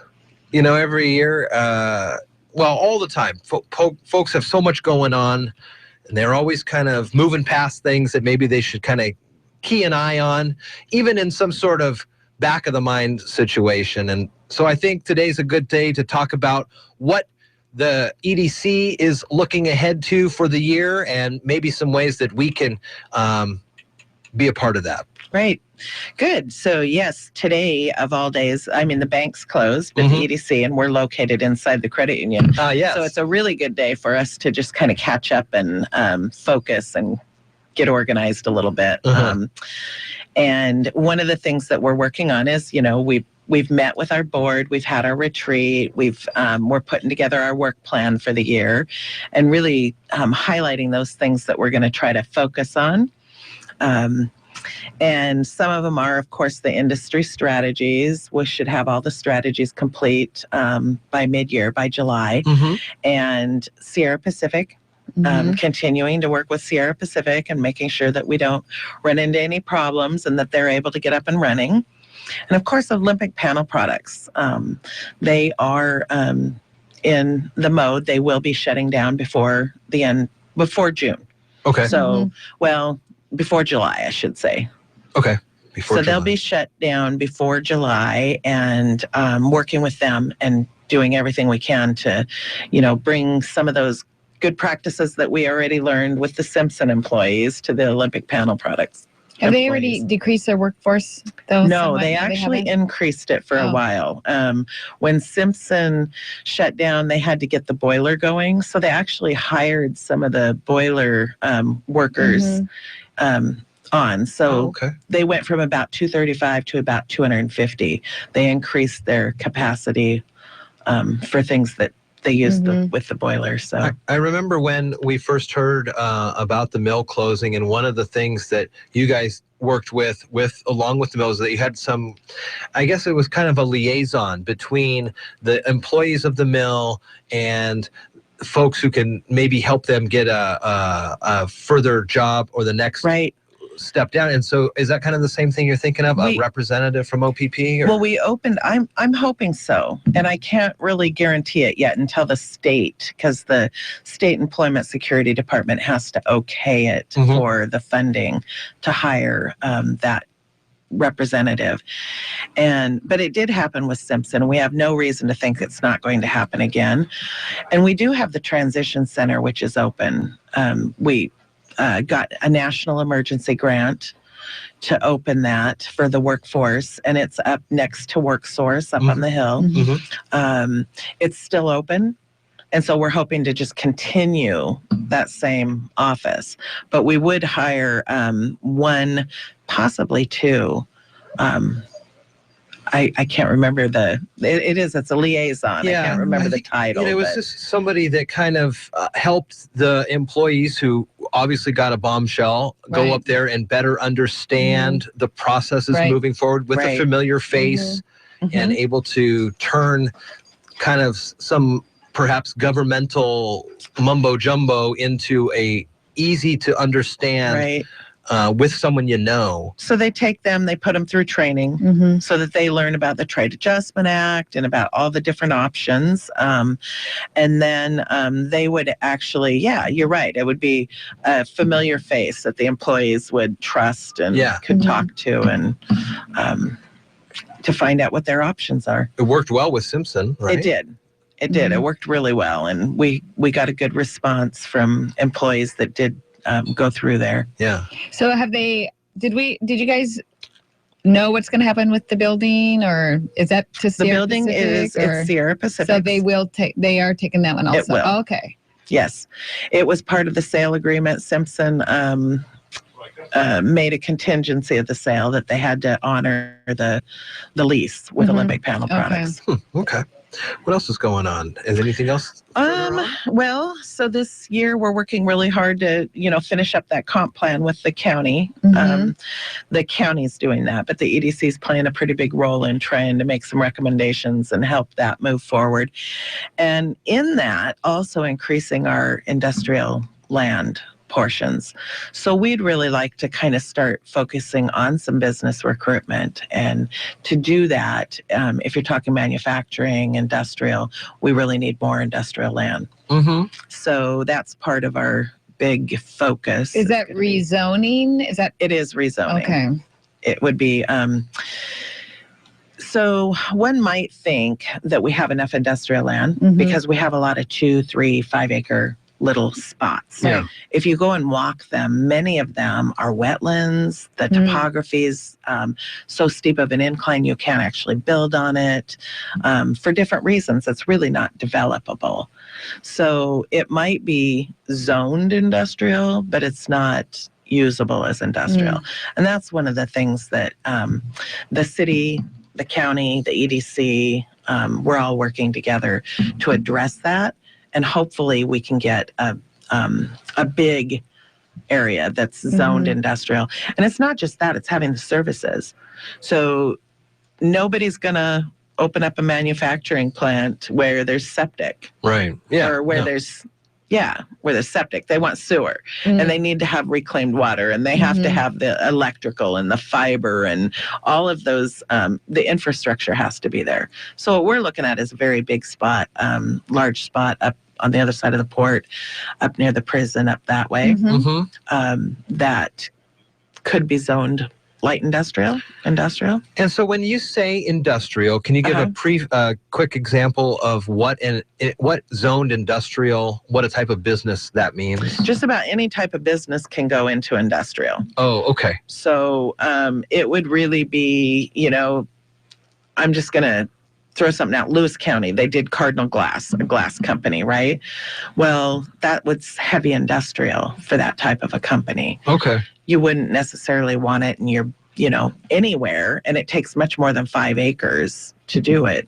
So somewhere like that where you've already zoned it industrial, it's not right next to a school, it's not right next to a lot of housing, that type of thing. Okay, that makes sense. Yeah. So if there's anything that's like, it's loud, there's a lot of employees going back and forth every day, you want to set it aside to where it's not interrupting. Right. I mean, you don't want it right outside of school, right? Yeah, no. So light industrial could be anything in the tech industry. It could. Not building actually the stuff, but programming or creating something in that division. It very well could, yes. Does it make more sense in these kind of cases where you go out and you see that there's wetlands and stuff to be proactive in working the land to make it more attractive? Or do you kind of have to wait for someone that comes in that says, well, I could use up to 5 acres if you got it, and then you go out with them and show it? Or do you kind of work the land first a little? The most proactive way and the easiest way would be to work it first, if that's what you were going to do. The chicken or the egg. Right. But if you're going to do that, it really takes a lot of money. It takes a lot of focus. There's a lot involved in doing that. And plus, a lot of those pieces, most of them, if not all of them, they're private owned. Right. So you have to find a landowner that's willing to put that investment in. And that's That's just not really the norm. Sure. And then most businesses, there isn't as much recruitment activity going on, as there was pre-2008. And even though it's starting to pick up a little bit, they're looking for stuff that's ready to go. Most of them aren't looking to put a whole lot of money into, building it from the ground up. Right. And why would they? Because there hasn't been any recruitment. I can't say any, but there hasn't been a lot of recruitment since 2008. Right. So there's really more available to them. They sort of want a turnkey operation. They do. Deal. They do. Yeah. And there aren't a lot of buildings that are out there turnkey that are ready. Even if you do have an old building, there usually is a lot of to invest in getting it up to code and up to speed. Interesting. Yeah. ChooseMason.com is the EDC's website with a lot of great information on not only what the EDC does, some site selector information on what they look at, and contact information, as well as a calendar with things that are coming up. Lynn Longan from the EDC, thanks for coming in today. Thank you. Thank you. It is 8:55 here at Daybreak. We'll take a quick break here from the Old Farmer and wrap things up on a Monday here on iFIBER ONE News Radio.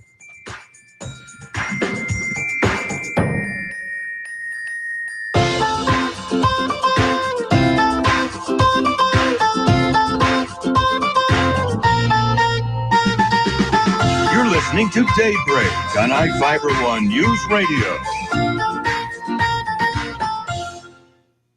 We bring back one of our most popular recipes today, but no one would ever call it mouthwatering. Details on the Old Farmer's Almanac Radio Report. With more practical tips and useful advice, this is the Old Farmer's Almanac Radio Report for Monday, January 18th, the 18th day of the year. Actor Kevin Costner has a birthday, and Cary Grant was born on this day in 1904. One of our most requested recipes isn't for meatloaf, hot chocolate, or even peach cobbler. In fact, it isn't for anything edible. It's for make-your-own laundry detergent. Fortunately, the recipe couldn't be simpler. Mix 2 parts each of washing soda and borax to 1 part of your favorite bar soap. Grate the bar soap or grind in a food processor, mix with the other ingredients, and store in an airtight container. We recommend dry detergent for rookies, but you can make liquid as well. It involves melting your shaved soap on the stove, then mixing with the remaining ingredients in several gallons of hot water. That is your Old Farmer's Almanac Radio Report. Learn more at almanac.com. You're listening to Daybreak on iFIBER ONE News Radio. Well, good morning to you, and it is 8:57 here at Daybreak. Jeff and Carol, good morning. Good morning. I always wondered, what's the deal with industrial, light industrial, commercial? Oh, she sort of explained it. Yeah, no, I get it. And I get why you... Like, we're light industrial. Probably really light. Yeah, very light. The definition base there. Yeah, pretty good stuff from Lynn Longan at the EDC. Always is every Monday. Mason.com. Next week, Jennifer will be in, and we'll talk with Jennifer Baria about the EDC as well. I want to thank Maria for coming in earlier today, along with Dale, and she offered up some great information on an auric cleanse that Dale went through, and it was really interesting to hear him talk about the process, and even with a shortened relaxed period, how the benefits seem to go through the rest of the week. Right. Something to definitely look through. Changewithcourage.com is, again, her website, or runningthebars.com. 8:58 here at iFIBER ONE News Radio, and it's Daybreak here. Tomorrow, we've got great guests on the radio, including Dan Griffey, 35th District Representative, at 7:15. Talk about the legislature, and then at 8:15, Tammy Newton and Tom Davis will be in to talk about their Homeless First program that they've got coming up, with a conversation on the 20th that you can be a part of and enjoy. Also, we'll talk with Seth Elson from the Pacific Northwest Salmon Center about environmentally sound. See what's going on with the salmon. Yeah, see what they're up to so far. Always fun to talk with him. He always has interesting facts and figures and stuff that you don't really know about. We all sort of take it for granted that we have salmon here. And aren't they just swimming around? They are. There's lots of other stuff going on. For sure. The news is coming up at 9 o'clock, ABC News. Tom Hartman just after that. And throughout the rest of the day, Dave Ramsey, Chad Benson, Alex Jones at 6, and Midnight in the Desert is live at 9. We'll be back tomorrow. Have a great rest of your day. We'll talk to you tomorrow.